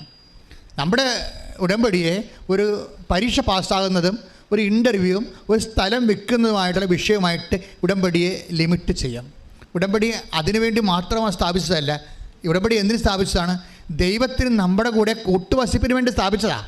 അതാണ് പറഞ്ഞത്. അതാണ് 14:23 നമ്മൾ വായിച്ചത്, യോഹന്നാൻ്റെ സുവിശേഷം. എന്താണ്? നിങ്ങൾ എൻ്റെ ഉടമ്പടി പാലിക്കുകയും വചനം പാലിക്കുകയും അപ്പോൾ ഞങ്ങൾ വന്ന് നിങ്ങളിൽ വാസം ഉറപ്പിക്കുകയും ചെയ്യും. അപ്പോൾ കൂട്ടുവസിപ്പിന് വേണ്ടിയാണ്. ഈ കൂട്ടുവസിപ്പ് നടക്കുമ്പോഴാണ് ഈ 43:5 വർക്കൗട്ട് ചെയ്യണത് ഐസയാ. ഇപ്പം 43 ഇപ്പോൾ യോഹന്നാൻ്റെ സുവിശേഷത്തിൻ്റെ 14 അതുപോലെ തന്നെ 23 നിങ്ങൾ എൻ്റെ വചനം കേൾക്കുകയും പറഞ്ഞേ, നിങ്ങൾ എന്നെ സ്നേഹിക്കുകയും എൻ്റെ വചനം പാലിക്കുകയും ചെയ്യുമ്പോൾ പിതാവ് നിങ്ങളെ സ്നേഹിക്കുകയും ഞങ്ങൾ വന്ന് നിങ്ങളിൽ വാസമുറപ്പിക്കുകയും ചെയ്യും. അപ്പോൾ വാസമുറപ്പിക്കുക എന്നുള്ള വിഷയത്തിനാണ് ഉടമ്പടി ദൈവിക പ്രാധാന്യം കൊടുക്കുന്നത്. അതിൻ്റെ അൾട്ടിമേറ്റ് എയിം അതാണ്, ആത്യന്തികമായ ലക്ഷ്യം അതാണ്. നമ്മളതിനെ വളരെ ചെറിയ ഒരു മിനിമം പ്രോഗ്രാമായിട്ട്, വീട് കിട്ടിയില്ലല്ലോ, ജോലി കിട്ടിയില്ലല്ലോ, ലൈഫ് മിഷൻ്റെ ലോൺ കിട്ടിയില്ലല്ലോ, ഇങ്ങനെയൊക്കെ കൊച്ചു കാര്യങ്ങൾ പറഞ്ഞ് ദൈവത്തിനെ നാണം കെടുത്തുന്ന കുട്ടി മനുഷ്യരായിട്ട് മാറും. മനുഷ്യരാണ്, പക്ഷെ കുട്ടി മനുഷ്യരാണ്. എന്ന് വെച്ച് കഴിഞ്ഞാൽ കുഞ്ഞു കാര്യങ്ങൾക്കിടെ തമ്പുരാനായിട്ട് ദൈവത്തെ ഇങ്ങനെ റെഡ്യൂസ് ചെയ്യും. അപ്പോൾ അങ്ങനെ ഒരു ഉടമ്പടി വരണ്ടു പോകാൻ സാധ്യതയുണ്ട്. ഇവിടെ ഉടമ്പടിക്ക് വലിയ ലക്ഷ്യങ്ങളാണ് ഉള്ളത്. വലിയ ലക്ഷ്യങ്ങളെന്ന് വെച്ച് കഴിഞ്ഞാൽ, ഇപ്പം നിങ്ങൾ പറഞ്ഞ നിങ്ങൾ പറഞ്ഞ ഈ 43:5 എന്താണ്? ഭയപ്പെടേണ്ട, ഞാൻ നിൻ്റെ കൂടെയുണ്ട് എന്ന് പറഞ്ഞത് എങ്ങനെയാണ് കൂടെ ഉണ്ടാകുന്നത്? ആ വാഗ്ദാനത്തിൻ്റെ അടിസ്ഥാനം എന്താണ്? അതിൻ്റെ പ്രീ റിക്വസ്റ്റ് എന്താണ്? അതിൻ്റെ മുന്നാവശ്യം എന്താണ്? നമ്മുടെ ദൈവം നമ്മുടെ കൂടെ ഉണ്ടാകണമെങ്കിൽ എന്ത് ചെയ്യണം? നിങ്ങൾ എൻ്റെ, അതായത് ഐസയ 43:5 വർക്കൗട്ട് ചെയ്യണം. എന്താണ്? ഭയപ്പെടേണ്ട, ഞാൻ നിൻ്റെ കൂടെയുണ്ട്. അങ്ങനെ കൂടെ ഉണ്ടാകണമെങ്കിൽ എന്ത് ചെയ്യണം? യോഹന്നാൻ 14:23 വർക്കൗട്ട് ചെയ്യണം. എന്താണ്? നിങ്ങൾ എന്നെ സ്നേഹിക്കുകയും എൻ്റെ വചനം നിങ്ങൾ പാലിക്കുകയും ചെയ്യുമ്പോൾ ഞങ്ങൾ വന്ന് നിങ്ങളിൽ വാസം ഉറപ്പിക്കും. Praise the Lord. ഈ വാസം ഉറപ്പിക്കുന്നതിൻ്റെ ഭാഗമായിട്ടാണ് നിനക്ക് ഇഷ്ടമുള്ളത് ചോദിക്കാമെന്ന് പറയണത് അല്ലേ? 15:7 വായിച്ച് ശ്രുതിയുടെ ഹല്ലേലൂയ ഹല്ലേലൂയ ഹല്ലേലൂയ ഹല്ലേലൂയ ഹല്ലേലൂയ യേശുവേ നന്ദി ഹല്ലേലൂയ ഹല്ലേലൂയ ഹല്ലേലൂയ 15:7 നിങ്ങൾ എന്നിൽ വസിക്കുകയും പറഞ്ഞേ. കണ്ടോ നോക്കിയേ? അപ്പോൾ ഇതിൻ്റെ കണക്ഷൻ വരണം. കണ്ടില്ലേ? യോഹന്നാൻ 15:7 എന്താ വായിച്ചോളൂ. നിങ്ങൾ എന്നിൽ വസിക്കുകയും നിങ്ങൾ എന്നിൽ വസിക്കുകയും എന്റെ വാക്കുകൾ നിങ്ങളിൽ നിലനിൽക്കുകയും ചെയ്യുന്നെങ്കിൽ ഇഷ്ടമുള്ളത് ചോദിച്ചു കൊള്ളുക, നിങ്ങൾക്ക് ലഭിക്കും. അപ്പൊ അതിൻ്റെ അകത്ത് നിങ്ങൾ പറഞ്ഞ 6 കാര്യങ്ങളല്ല, ഇഷ്ടമുള്ളതാണ്. 60 കാര്യങ്ങളാണ്. അതാണ് ഇഷ്ടമുള്ളതെന്നാണ് പറയണത്. നിങ്ങളുടെ അഭിരുചി എന്താണ്? ഇപ്പം അതുകൊണ്ടല്ലേ എനിക്ക് ചുടുചോറും എന്താ വേണം, അച്ചിങ്ങത്തോറും വേണമെന്ന് പറയാം. എന്താ അത് നമുക്ക് തോന്നുമ്പോൾ കോമഡി ആയിട്ട് തോന്നും, പക്ഷെ അവർക്കത് കോമഡിയല്ല, അവർക്കത് കിട്ടിയില്ലെങ്കിൽ ട്രാജഡിയാണ്. അതാണ് സംഭവം. അപ്പം നമ്മുടെ മൈന്യൂട്ട് വികാരങ്ങളെ എന്തുമാത്രം മാനിക്കണ ദൈവത്തിൻ്റെ ഈ മാനിപ്പിനെക്കുറിച്ചാണ് നമ്മൾ നീ എനിക്ക് ബഹുമാന്യനാണ്, പ്രിയങ്കരനാണ്, നിനക്ക് പകരം ഞാൻ ജനതകളെ കൊടുക്കുമെന്ന് പറയുമ്പോഴേ നിനക്ക് പകരം ജനതകളെ മാത്രമല്ലല്ലോ കൊടുത്തത്, പിന്നെ എന്താണ്? 3:16 വായിച്ചേ, യോഹന്നാന്റെ സുവിശേഷം. ശ്രദ്ധിക്കട്ടെ. യോഹന്നാൻ 3:16. എന്തെന്നാൽ അവനിൽ വിശ്വസിക്കുന്ന ഏവനും നശിച്ചു പോകാതെ നിത്യജീവൻ പ്രാപിക്കുന്നതിന് വേണ്ടി തന്റെ ഏകജാതനെ നൽകാൻ തക്കവിധം ദൈവം ലോകത്തെ അത്രമാത്രം സ്നേഹിച്ചു. അപ്പോൾ എപ്പോഴും പക്ഷേ വിഷയം എന്ന് വെച്ചാൽ ആ യോഹന്നാൻ, അതായത് ഇപ്പം നമ്മൾ നേരത്തെ കണ്ട വചനം 15:7 അല്ലേ? 15:7 എന്താ പറയണത്? നിങ്ങൾ എൻ്റെ വചനം പാലിക്കുകയും 15:7 യോഹന്നാൻ എന്നിൽ വസിക്കുകയും നിങ്ങൾ എന്നിൽ വസിക്കുകയും എൻ്റെ വാക്കുകൾ നിങ്ങളിൽ നിലനിൽക്കുകയും ചെയ്താൽ ഇഷ്ടമുള്ളത് ചോദിച്ചു കൊള്ളുക, നിങ്ങൾക്ക് ലഭിക്കും. അപ്പോൾ ഈ ഒരു ലെവലിലേക്ക് വന്നാൽ പിന്നീട് നിങ്ങൾ സേഫായി. അത് കാരണം ദൈവം നിങ്ങൾക്ക് ഇഷ്ടമുള്ളത് തരും. കാര്യം ഇഷ്ടമുള്ളത് തന്നാൽ നിങ്ങൾ നശിക്കത്തില്ലെന്ന് ദൈവത്തിന് അറിയാം. എന്താ കാര്യം? നിങ്ങൾ വചനത്തിൽ നിലനിൽക്കുന്ന ആളാണ്. ഈ വചനത്തിൽ ചില ആൾക്കാർ ടെമ്പററി ആയിട്ട് നിലനിൽക്കത്തുള്ളൂ. ഇന്നലെ ഒരു ചേട്ടത്തി, ഒരു നേഴ്സ് സാക്ഷ്യം പറഞ്ഞു. സാക്ഷ്യം എന്താ പറഞ്ഞതെന്ന് വെച്ച് കഴിഞ്ഞാൽ അവർക്ക് വീടുമില്ല, കുടിയുമില്ല, ഭയങ്കര സങ്കടപ്പെട്ട ജീവിതമായിരുന്നു. അപ്പോൾ അതിനുശേഷം അവരൊന്ന് ഉടമ്പടി ചെയ്ത് ട്രിവാൻഡ്രത്ത് നിന്ന് കുഞ്ഞു വീടാണ് അവർക്കുണ്ടായിരുന്നത്. അവിടെ പെൺമക്കളൊക്കെ വലുതായി വന്നപ്പോൾ അവർക്ക് ഭയങ്കര വീർപ്പുമുട്ടലായി. കുഞ്ഞു വീട്ടിൽ താമസിക്കാൻ ഭയങ്കര അസൗകര്യമായി. അപ്പോൾ മാതാവിനോട് വന്ന് പറഞ്ഞ് എനിക്കൊരു വീട് തന്നെ, എൻ്റെ കുഞ്ഞുങ്ങളൊക്കെ വലുതായി വരികയാണ്, അപ്പോൾ ഞങ്ങൾക്കൊന്ന് പെരുമാറാൻ പറ്റുന്ന രീതിയിലൊരു വീട് തരണമെന്ന് പറഞ്ഞ് പോയി. ഒരു 6 മാസത്തിനുള്ളിൽ തന്നെ അവൾ വിചാരിച്ചതിനേക്കാളും നല്ല വീടൊക്കെ കിട്ടും. പക്ഷേ എന്നാ പ്രശ്നം വെച്ച് കഴിഞ്ഞാൽ അവളുടെ ഭർത്താവിന് അസുഖം ഉണ്ടായി, അതും മാറും. ഇതെല്ലാം മാറിക്കഴിഞ്ഞതിന് ശേഷം പിന്നെ പുള്ളി ഉടമ്പടി മറന്നു പോകും. അതാണ് സംഭവം. ഉടമ്പടി മറന്നു പോകും. പിന്നെ എന്നാ പറ്റും വെച്ചാൽ ഉടമ്പടി മറന്നു പോയാൽ എന്നാ പറ്റും? പ്രൊട്ടക്ഷൻ പോകും ഉടനെ. കാരണം ഉടമ്പടി എന്ന് പറഞ്ഞൊരു സംരക്ഷണമാണല്ലോ. ഭയപ്പെടേണ്ട, ഞാൻ നിൻ്റെ കൂടെ ഉണ്ടെന്ന്. അപ്പോൾ ദൈവം കൂടെ ഭയപ്പെടേണ്ട എന്ന് പറഞ്ഞാൽ, അപ്പോൾ ഇപ്പോൾ ഐസയാലും നമ്മൾ വായിച്ചത് 43:5 എന്താണ്? ഭയപ്പെടേണ്ട, ഞാൻ നിൻ്റെ കൂടെ ഉണ്ട്. അപ്പോൾ കൂടെ ഇല്ലെങ്കിൽ എന്താ സംഭവം? ഭയപ്പെടേണ്ടി വരും. മനസ്സിലായില്ലേ? ആ വചനം തിരിച്ചിടുമ്പോൾ നിങ്ങൾ ഉടമ്പടിയിലല്ല എന്നുണ്ടെങ്കിൽ ദൈവം നിങ്ങളുടെ കൂടെയല്ല. കൂടെ അല്ലെങ്കിൽ പിന്നെ എല്ലാത്തിനും ഭയപ്പെടേണ്ടി വരും. ഇവർ വിചാരിച്ച് ഈ അനുഗ്രഹത്തിൻ്റെ ഹണിമൂണൊക്കെ കഴിഞ്ഞപ്പോഴേ ദൈവത്തെ മറന്നു കളഞ്ഞവർ. അപ്പോൾ പിന്നെ ഓരോ രോഗങ്ങളും അപകടങ്ങളും അസ്വസ്ഥകളും എല്ലാം വലിഞ്ഞു കയറി, വഴിയെ പോകണതെല്ലാം വലിഞ്ഞു കയറി വിരുന്ന് വരാൻ തുടങ്ങി. അങ്ങനെ വന്നപ്പോൾ ഇവർക്കൊരു ബോധമുണ്ടായി. പിന്നെ ഭർത്താവിനോട് പറഞ്ഞത്, പിന്നെ നമുക്കൊന്ന് പോയി, ഇത്രയും അനുഗ്രഹം നമുക്ക് കിട്ടിയില്ലേ? ഇപ്പം നമ്മൾ ഉടമ്പടിയും ഇല്ല, പ്രാർത്ഥനയൊന്നും ഇല്ലല്ലോ. ഇപ്പം നമ്മുടെ ഈ കുടുംബത്തിലാണെങ്കിൽ പഴയ അവസ്ഥയിലായിട്ട് തിരിച്ച് വരണില്ലേ? അപ്പം അതുകൊണ്ട് നമുക്ക് പോയി സാക്ഷ്യം പറയാമെന്ന് പറഞ്ഞു. അങ്ങനെ ഇവിടെ വന്ന് സാക്ഷ്യം പറഞ്ഞ് അധികം പറഞ്ഞില്ലേ, ഒരു 3/4 മണിക്കൂറോളം പറയാനുള്ള കാര്യങ്ങൾ എണ്ണി അവർ പറയുകയാണ്. നേഴ്സാണ് ട്രിവാൻഡ്രത്ത്. അതായത് എണ്ണി പറയുകയാണ്. അപ്പോൾ ഇത്രയും കാലം ദൈവത്തെ മഹത്വപ്പെടുത്താതെ അവരെ ആ കാര്യം കണ്ടതിന് ശേഷം യൂസ് ആൻഡ് ത്രോ, ദൈവത്തെ നമ്മൾ കപ്പലണ്ടിയുടെ തൊണ്ടാക്കി മാറ്റും. നമ്മളതിൻ്റെ തൊണ്ട്, അനുഗ്രഹത്തിൻ്റെ കാമ്പെടുത്ത് കഴിച്ചിട്ട് തൊണ്ട് വലിച്ചെറിയണ പോലെ അങ്ങനെ കുറേ നെറുകെട്ട ജാതികളുണ്ട്. നിങ്ങൾക്ക് ഓർഡർ തമാവ അവർ അച്ഛാ പണി വരുന്നുണ്ട്. അതായത് എന്താ സംഭവിച്ചു കഴിഞ്ഞാൽ നിങ്ങളറിയാമല്ലോ, ഇത് ദൈവത്തോടെ കളിക്കണത്. അതായത് ഒരു മിനിമം സത്യസന്ധത പോലും ഇല്ലെങ്കിൽ, ഒരു മിനിമം മനസ്സാക്ഷി ഇല്ലെങ്കിൽ നിങ്ങൾ ഇതെല്ലാം വിളക്കാൻ തേക്കണ പാണ്ടാവും. അപ്പോൾ അതുകൊണ്ട് അഭ്യാസം കാണിക്കാതെ മര്യാദയ്ക്ക് ദൈവത്തിൻ്റെ വന്ന് സാക്ഷ്യം പറഞ്ഞുകൊണ്ട് ദൈവത്തെ മഹത്വപ്പെടുത്തിക്കൊണ്ട് റോമാ 4:20 അനുസരിച്ചുകൊണ്ട് വിശ്വാസത്തെ വളരാൻ നോക്കണം, ശക്തിപ്പെടാൻ നോക്കണം. കാര്യം വിശ്വാസത്തിൽ ഒരു കാലത്ത് വിശ്വാസം ഉണ്ടായി, അതുകൊണ്ട് കുറേ വല വീശി കുറേ മീൻ പിടിച്ചു ഭക്ഷണം കഴിച്ചൊന്നും ഒരു കാര്യമില്ല. ദൈവത്തിൻ്റെ ഉദ്ദേശം അതല്ല. റോമ 4:20 വായിച്ച് ശ്രദ്ധിക്കട്ടെ. ഹല്ലേലൂയ ഹല്ലേലൂയ ഹല്ലേലൂയ ഹല്ലേലൂയ ഹല്ലേലൂയ യേശുവേ നന്ദി. ഹല്ലേലൂയ ഹല്ലേലൂയ ഹല്ലേലൂയ. ആരാധന. റോമ 4:20. റോമ 4:20. വിശ്വാസമില്ലാത്തവനെ പോലെ ദൈവത്തിന്റെ വാഗ്ദാനത്തിനെതിരായി അവൻ ചിന്തിച്ചില്ല. മറിച്ച് ദൈവത്തെ മഹത്വപ്പെടുത്തിക്കൊണ്ട് അവൻ വിശ്വാസത്താൽ ശക്തി പ്രാപിച്ചു. അപ്പൊ ദൈവത്തെ മഹത്വപ്പെടുത്തണത് ഇപ്പൊ ആൾക്കാരുടെ സ്വഭാവം അറിയാമല്ലോ. ഇപ്പോഴ് ഇവിടെ വന്ന് 10 മിനിറ്റ് പറയണതല്ല, ജനം വാ പൊളിക്കണത് കൃപാസനം മാതാവിൻ്റെ ിലൂടെ ഈശോ ലോകത്ത് പ്രവർത്തിക്കുന്ന കാര്യങ്ങൾ പറയാനാണ് ആൾക്കാർ വാവിളിക്കുന്നത്. എവിടെ ചെന്നാലും മാതാവിനെക്കുറിച്ച് ആൾക്കാർ സംസാരിച്ചിരിക്കുന്നത് കാണാം. അതെന്താ? ദൈവത്തെ അവർ മഹത്വപ്പെടുത്തുകയാണ്. അവർക്ക് കിട്ടിയ അനുഭവങ്ങൾ പങ്കുവെച്ച് കൊടുത്തുകൊണ്ട് അവർക്ക് കിട്ടിയ വെളിച്ചം പകർന്ന് കൊടുത്ത് ഇരുട്ടിനെ അടിച്ച് മാറ്റിക്കൊണ്ടിരിക്കുകയാണ്. എന്ന് വെച്ചാൽ അതാണ് ദൈവത്തെ മഹത്വപ്പെടുത്തുക. അപ്പോൾ നമ്മൾ പറയുമ്പോഴേ ചെവിയോരം പറയുമ്പോഴേ എന്താ സംഭവിക്കണത്? റോമ 4:20 സംഭവിക്കും. എന്താണ്?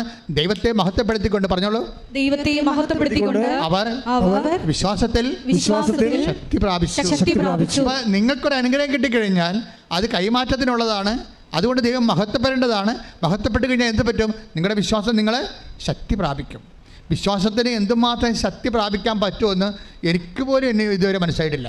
അതൊരു നിരന്തരമായ വലിയൊരു പാഠ്യപദ്ധതിയാണ്. അന്ത്യം വരെ നമുക്ക് വിശ്വാസത്തിൻ്റെ അകത്ത് ശക്തി പ്രാപിച്ചുകൊണ്ടിരിക്കും നമ്മൾ. കാരണം വിശ്വാസം അങ്ങനെയാണ്. നമുക്കൊരു പഠിക്കണവർക്കാണെങ്കിൽ പോലും നമുക്കൊരു ഡോക്ടറെ കിട്ടിക്കഴിഞ്ഞാൽ ഒരു പരിധിവരെ അവിടെ ചെന്ന് അവസാനിക്കുന്നത് നോക്കാം. ഇത് അങ്ങനെയല്ല. വിശ്വാസത്തെ പഠനം പാഠ്യപദ്ധതി വിഷയമാക്കി കഴിഞ്ഞാൽ അതിന് അറ്റവും അറുതിയുമില്ലാത്ത അപാരതയാണ് ഉണ്ടാകുന്നത്. അത്രയും, അതായത് നമുക്ക് ദൈവം അനുഗ്രഹങ്ങൾ തന്നുകൊണ്ടേയിരിക്കും. നമ്മൾ സാക്ഷ്യം പറഞ്ഞുകൊണ്ടേയിരിക്കും. നമ്മൾ സുവിശേഷം പകർന്നുകൊണ്ടേയിരിക്കും. ദൈവത്തെ മഹത്വപ്പെടുത്തിക്കൊണ്ടേയിരിക്കും. വിശ്വാസത്തെ ശക്തിപ്പെട്ടുകൊണ്ടേയിരിക്കും. ശ്രദ്ധിക്കട്ടെ. ഹല്ലേലൂയ ഹല്ലേലൂയ ഹല്ലേലൂയ ഹല്ലേലൂയ ഹല്ലേലൂയ ഹല്ലേലൂയ. യേശുവേ നന്ദി. ഹല്ലേലൂയ ഹല്ലേലൂയ. ഈ ആരാധനയിലൂടെ ഞങ്ങളെ ഓരോരുത്തരെയും അഭിഷേകം ചെയ്യണമേ. ഹല്ലേലൂയ. മഹത്വം മഹത്വം. ആരാധന ആരാധന. വിശ്വാസത്തിനാൽ നീതിമാൻ ജീവിക്കും. വിശ്വാസിയെ പതറാതെ, വിശ്വാസിയെ പതറാതെ. വിശ്വാസത്തിനാൽ നീതിമാൻ ജീവിക്കും. വിശ്വാസിയെ പതറാതെ, വിശ്വാസിയെ പതറാതെ. വിശ്വാസിയെ പതറാതെ, വിശ്വാസിയെ പതറാതെ. വിശ്വാസിയെ പതറാതെ, വിശ്വാസിയെ പതറാതെ. വിശ്വാസത്തിനാൽ നീതിമാൻ ജീവിക്കും. വിശ്വാസിയെ പതറാതെ, വിശ്വാസിയെ പതറാതെ. ഈ കേൾക്കണ വിഷയങ്ങളിൽ നിങ്ങളിങ്ങനെ കഥാപ്രസംഗം പോലെ കഥയും പാട്ടും സാക്ഷ്യവും പാട്ടുമായിട്ടൊക്കെ പോയി കൈയടിച്ച് പിരിയരുത്. നിങ്ങളെ ദൈവം പഠിപ്പിക്കുകയാണ് ഓരോ ദിവസവും. നിങ്ങളിത് പോയി വീണ്ടും കേൾക്കണം. ഞങ്ങൾ ചൊവ്വാഴ്ച അപ്പ് ചെയ്യുമ്പോൾ ദൈവസംഘത്തോടെ വീണ്ടും ഇത് കൊതിയോടെ കേട്ടിട്ട് വീണ്ടും നിങ്ങൾ ഷെയർ ചെയ്യണം. ചിലർ ഷെയർ ചെയ്യുക പോലും ഇല്ല, ചിലർ സബ്സ്ക്രൈബ് ചെയ്യുക പോലും ഇല്ല. അതാണ് വിഷയം. അതുകൊണ്ടാണ് ഇവിടെ ഈ നോൺ ക്രിസ്ത്യൻസിൻ്റെ സാക്ഷ്യം ഇടിവെട്ടായി വരണത്. ക്രിസ്ത്യൻസ് ഞാൻ സബ്സ്ക്രൈബ് ചെയ്തോളാമെന്ന് പറയും, ഞാൻ ചെയ്തിട്ടുണ്ടെന്നൊക്കെ പറഞ്ഞ് അവരെ പറ്റിച്ചുകൊണ്ട് പോകും. പക്ഷേ നോൺ ക്രിസ്ത്യൻസ് ബ്രദർ ഇതും ചെയ്തു തരുക, സിസ്റ്റർ ഇതും ചെയ്തു തരുക എന്ന് വെച്ചില്ലേ. ഇവിടെ വിഷയം ദൈവം ആടെ കൂടെ നിൽക്കും, മറ്റേ പന്നിയുടെ അവിടെ നിൽക്കത്തില്ല. അവൻ അളന്ന് വെച്ചിരിക്കുകയാണ്.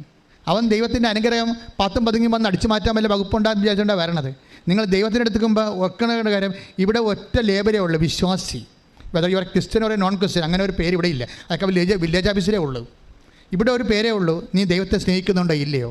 ദൈവത്തിൻ്റെ സ്നേഹിത, ദൈവത്തിൻ്റെ സ്നേഹിതൻ. ദൈവത്തിൻ്റെ സ്നേഹിതനാണ് നീയെങ്കിൽ, ദൈവത്തിൻ്റെ സ്നേഹിതയാണ് നീയെങ്കിൽ നീ ഉടമ്പടിയിലാണ്. എന്ന് വെച്ചാൽ നിനക്ക് ഉടമ്പടി നിലനിൽക്കുമെന്നുണ്ടെങ്കിൽ, അല്ലാതെ ഈ ഒരു കാര്യത്തിൻ്റെ പേരിൽ ഇപ്പോൾ എടുത്ത് തൽക്കാലം സീസണിൻ്റെ ആയിട്ട് ഇത് അവസാനിപ്പിക്കുകയാണെങ്കിൽ, പക്ഷേ അവിടെ ഒരു പ്രശ്നമുണ്ട്. ഉടമ്പടി എന്ന് പറയുന്നത് ഒരു കാര്യസാധ്യതത്തിന് വേണ്ടി ഒരിക്കൽ നമ്മൾ എടുക്കുന്ന എന്തോ ഒരു ഏർപ്പാടല്ല. അതുകൊണ്ടാണ് ഈശോ നിലനിൽപ്പിനെ കുറിച്ച് പറയുന്നത്. 15:7 വായിച്ചേ. യോഹന്നാൻ 15:7 വായിച്ചേ. ഹല്ലേലൂയ ഹല്ലേലൂയ ഹല്ലേലൂയ ഹല്ലേലൂയ. യേശുവേ നന്ദി. ഹല്ലേലൂയ.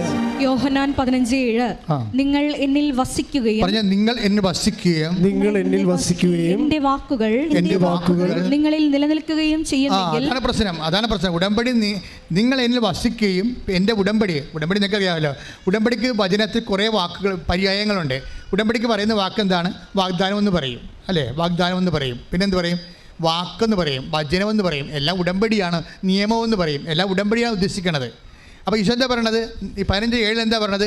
നിങ്ങൾ എന്നിൽ വസിക്കുകയും, പറഞ്ഞേ, നിങ്ങൾ എന്നിൽ വസിക്കുകയും എൻ്റെ വാക്ക് നിങ്ങളിലെ നിലനിൽക്കുകയും ചെയ്യുന്നെങ്കിൽ. അല്ലാതെ 90 ദിവസത്തേക്ക് ഞാൻ ഉടമ്പടി ചെയ്തെന്ന് പറഞ്ഞുകൊണ്ട് എന്നെ വരട്ടാൻ വരരുത് നിങ്ങൾ, ഞങ്ങൾ പുതുക്കി വെച്ചാ എന്ന് പറയും. അപ്പോൾ അതിൻ്റെ അർത്ഥം ഇവരുദ്ദേശിക്കുന്നത് ഈ ടൈം ബൗണ്ടായിട്ട് ഇവരെന്തോ പരിപാടിയൊക്കെ കാണിച്ചപ്പോഴും ദൈവം അതനുസരിച്ച് ഇവരെ സഹായിക്കണമെന്നാണ്. അതല്ല, അങ്ങനെയുള്ള നിയമപരമായിട്ടുള്ള നിബന്ധനകൾക്ക് അപ്പുറത്താണ് ഉടമ്പടി. എന്താണ്? നിങ്ങൾ എന്നെ സ്നേഹിക്കുകയോ എൻ്റെ വാക്ക് നിങ്ങൾ നിലനിൽക്കണം. അത് ദൈവത്തിനോടുള്ള സ്നേഹമെന്ന് പറയുന്നത് ഒരു ടെമ്പററി ആയിട്ടുള്ള ഒരു സംവിധാനമല്ല. അത് ദൈവത്തെ സ്നേഹിക്കുന്ന വ്യക്തികൾ ആ സ്നേഹത്തിൽ നിലനിൽക്കാം. ദൈവത്തിൻ്റെ സ്നേഹത്തിൽ. ഇപ്പോൾ 15:16 വായിച്ച യോഹന്നാൻ്റെ സുവിശേഷം. ശ്രദ്ധിക്കട്ടെ. ഹല്ലേലൂയ, ഹല്ലേലൂയ, ഹല്ലേലൂയ, ഹല്ലേലൂയ, ഹല്ലേലൂയ. യോഹന്നാൻ 15:16. നിങ്ങൾ എന്നെ തിരഞ്ഞെടുക്കുകയല്ല. അതിനെ ഒന്ന് പറഞ്ഞ, നിങ്ങൾ എന്നെ തിരഞ്ഞെടുക്കുകയല്ല, ഞാൻ നിങ്ങളെ തിരഞ്ഞെടുക്കുകയാണ് ചെയ്തത്. നിങ്ങൾ പോയി ഫലം പുറപ്പെടുവിക്കുന്നതിനും നിങ്ങളുടെ ഫലം നിലനിൽക്കുന്നതിനും വേണ്ടി ഞാൻ നിങ്ങളെ നിയോഗിച്ചിരിക്കുന്നു. അപ്പം നിലനിൽപ്പാണ് വിഷയം. നമ്മൾ ചെയ്യുന്ന ഫലങ്ങളും നിലനിന്ന് പോകണം. ഒരു ടെമ്പററി ആയിട്ടുള്ള ഒരു അറേഞ്ച്മെൻറ്റിന് ഉടമ്പടി സ്കോപ്പില്ല. അതുകൊണ്ട് തന്നെ എൻ്റെ മക്കളെ, നിങ്ങൾ ദൈവവുമായിട്ട് എടുത്തിരിക്കുന്ന ഉടമ്പടി ആത്മാർത്ഥമാണ് തെളിയിക്കാനുള്ള ബാധ്യത നിങ്ങളുടെ വിശ്വാസം നീതീകരിക്കപ്പെടുന്ന പ്രവൃത്തികൾക്കുള്ളതാണ്. പ്രാർത്ഥിക്കുക. കർത്താവായ ദൈവമേ, അങ്ങയെ സ്നേഹിച്ചുകൊണ്ട് ജീവിതകാലം മുഴുവൻ നീ ബന്ധത്തിൽ നിലനിൽക്കുവാൻ എന്നെ പ്രത്യേകമായി അഭിഷേകം ചെയ്യണമേ. എന്നെ പ്രത്യേകമായി അഭിഷേകം ചെയ്യണമേ. ശ്രദ്ധിക്കട്ടെ.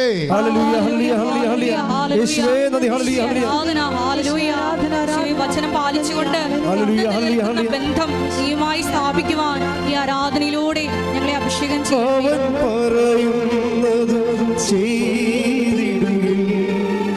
ജീവിതം ധന്യമായി തീർന്നിടും. അവൻ പറയുന്നത് ചെയ്തിടും. ജീവിതം ധന്യമായി തീർന്നിടും. വാഗ്ദാനം പേടകമേ. ശ്രദ്ധിക്കട്ടെ.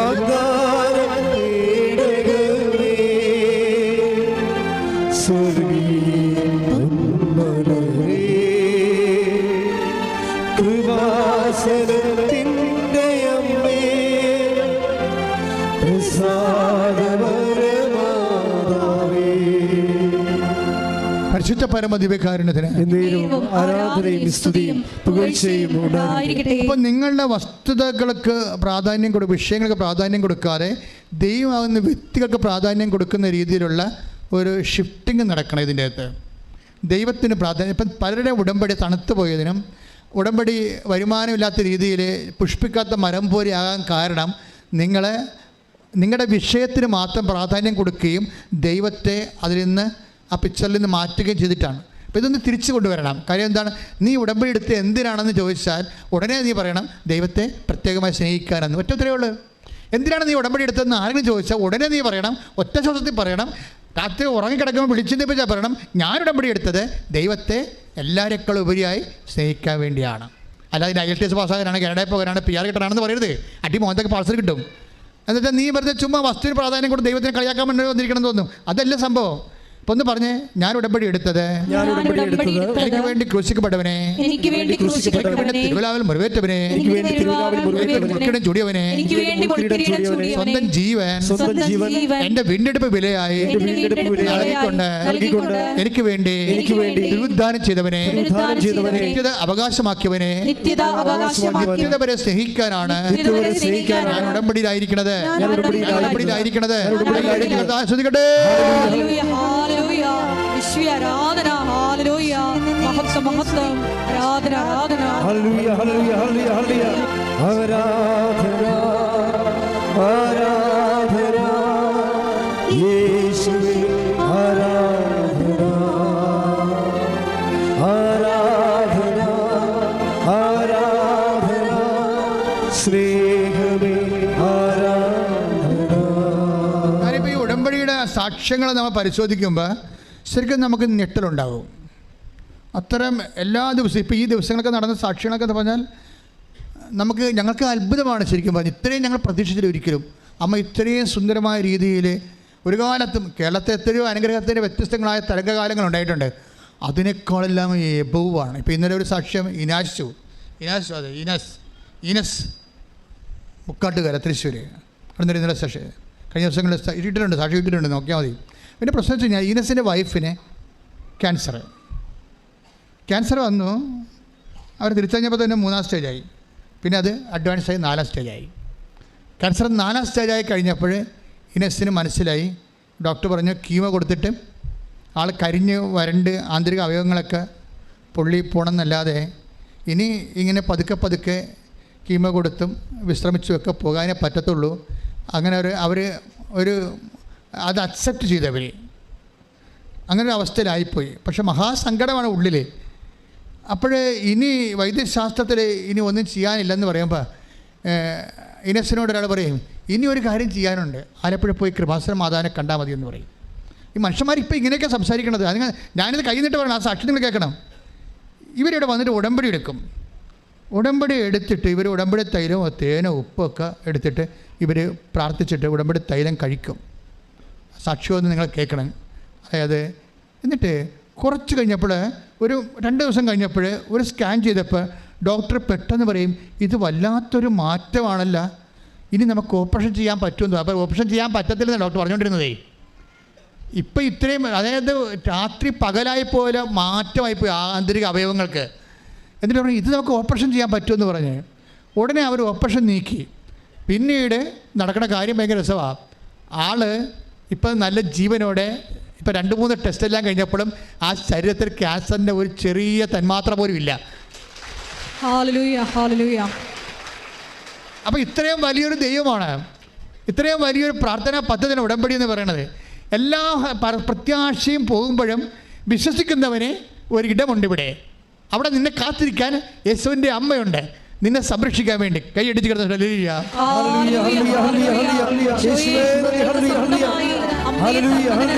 നന്ദി പറയുന്നു. ഉടമ്പടി പ്രാർത്ഥന തന്നതിന് നന്ദി പറയുന്നു. ഹല്ലേലൂയ.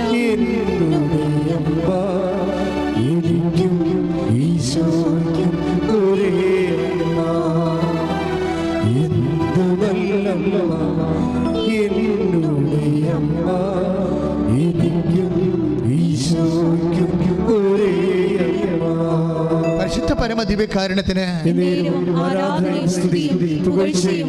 എൻ്റെ ദൈവവേദന. ഈ സാക്ഷ്യങ്ങളെല്ലാം ദൈവം നിൻ്റെ മുമ്പിൽ ഈ കാലത്ത് തരണം. എന്തിനാണ്? നീ ഈ സങ്കടകാലത്ത് വിഷമിക്കാതെ കണ്ണുനീരിൽ നിൻ്റെ ജീവിതം അവസാനിക്കത്തില്ല എന്ന് ദൈവം നിന്നോട് പറയണേ എന്നിലൂടെ. അല്ലാതെ നിൻ്റെ ജീവിതം ഒരു സ്ഥലത്ത് എത്തിയിട്ടില്ല, അല്ലാതെ നിൻ്റെ ജീവിതം നീ വിചാരിക്കണ പോലെ തകർന്നിട്ടില്ല. നീ വിശ്വസിക്കുക. വിശ്വസിച്ചുകൊണ്ട് നമുക്കറിയാലോ ഉടമ്പടി സത്യസന്ധത എന്ന് പറഞ്ഞാൽ വിശ്വസിച്ചു എന്ന് പറഞ്ഞിട്ട് കാര്യമില്ല. കാര്യം നമ്മൾ അധരം കൊണ്ട് ഹൃദയത്തിൽ വിശ്വസിക്കണത് അധരം കൊണ്ട് ഏറ്റു പറയുമ്പോഴേ അത് നമ്മളുടെ ജീവിതത്തിൽ അത് പ്രാവർത്തിയമാക്കണത് ദൈവതിരുസന്നിധിയിൽ അല്ല, അത് ദൈവത്തിന് നീതിയുടെ ഭാഗമാണ്. അപ്പോൾ എന്തുമാത്രം നിൻ്റെ ഉടമ്പടിയെ നീ പ്രവർത്തികൾ കൊണ്ട് നീതീകരിക്കുന്നുവോ അത്ര കണ്ട് ദൈവം നിന്നെ വിശ്വാസത്തിലെടുക്കും. പല അണ്ണന്മാർക്ക് കുഴപ്പമുണ്ടാക്കണമെന്ന് വെച്ച് കഴിഞ്ഞാൽ അവർ വന്ന് കുറേ കാര്യങ്ങളൊക്കെ എഴുതിയിട്ടിട്ട് പോകുമെന്നല്ലാതെ അത് പിന്നീട് അതുമായിട്ട് കണ്ടിന്യൂ ചെയ്യത്തില്ല. അത് ദൈവസംഘത്തിൻ്റെ പദ്ധതിയാണ് മനസ്സിലാക്കിക്കൊണ്ട് ദൈവത്തിൻ്റെ കൂടെ നിൽക്കത്തില്ല. അവരിപ്പോഴും അവിടെ ഫ്രണ്ട്സിൻ്റെ കൂടെയും നാട്ടുകാരുടെ കൂടെയും വീട്ടുകാരുടെ കൂടെയും ക്ലബിൻ്റെ കൂടെയും പാർട്ടിയുടെ കൂടെയൊക്കെ നടക്കുകയാണ്. പക്ഷേ നിങ്ങൾ ദൈവത്തിൻ്റെ കൂടെ മാത്രം നടക്കാൻ പറ്റിയ ഒരു കാലഘട്ടത്തിലേക്ക് ദൈവം നിങ്ങളെ തിരിച്ചു കൊണ്ടുവന്നിരിക്കുന്ന ദൈവപൈതലെ you must know by no means. നീ അതറിയാതെ മാർഗ്ഗമില്ല. കാര്യം ഇത് ദൈവത്തിൻ്റെ കാലമാണ്. അല്ല ഇനി നിൻ്റെ എല്ലാം മടക്കി വെച്ചിട്ട് നിൻ്റെ ബന്ധം സ്വന്തം കാര്യങ്ങളെല്ലാം കുറച്ച് നേരം അതിനെല്ലാം ഒരു സൊല്ല് കൊടുത്തിട്ട് നീ ദൈവത്തിലേക്ക് മടങ്ങി വരണം. അല്ല കൂട്ടുകാർ പറയണം, വീട്ടുകാർ പറയണം, നാട്ടുകാർ പറയണം കേട്ടിട്ട് ഓരോ മനുഷ്യനെ തുള്ളിയൊരു കാലമുണ്ടായി തുള്ളി നിമിടം വരെ വിറവാദം പിടിച്ച് കിടക്കുകയാണ്. ഇനി തിരിച്ച് നീ വരണം. നിനക്ക് ദൈവം മാത്രമേ ഉള്ളൂ, ആർക്കും നിന്നെ രക്ഷിക്കാൻ പറ്റത്തില്ല, ദൈവത്തെ മാത്രം രക്ഷിക്കാൻ പറ്റത്തുള്ളൂ. എങ്കിൽ അത് ഉടമ്പടിയിലൂടെയാണ് നടക്കണമെന്നുണ്ടെങ്കിൽ ഉടമ്പടി അർഹിക്കുന്ന അവകാശപ്പെടുന്ന ദൈവത്തിൻ്റെ സ്നേഹത്തെ അത് പ്രവർത്തകരുടെ പ്രകടമായിക്കൊണ്ട് സുവിശേഷ സാക്ഷിയായിക്കൊണ്ട് ദൈവ പൈതൃക ഉയരാൻ വേണ്ടി നീ പ്രാർത്ഥിക്കട്ടെ. ശ്രുതിക്കട്ടെ. പ്രകടമായ പ്രവർത്തനങ്ങൾ, നീതീകരണങ്ങൾ ഞങ്ങളുടെ ഭാഗത്തു നിന്നുണ്ടാകുവാൻ ഈ ആരാധനയിലൂടെ അഭിഷേകിച്ചു ഉയർത്തണമേ. ഹല്ലേലൂയ. ഒരു വാക്കുമതി എനിക്കതുമതിയേ, ഒരു വാക്കുമതി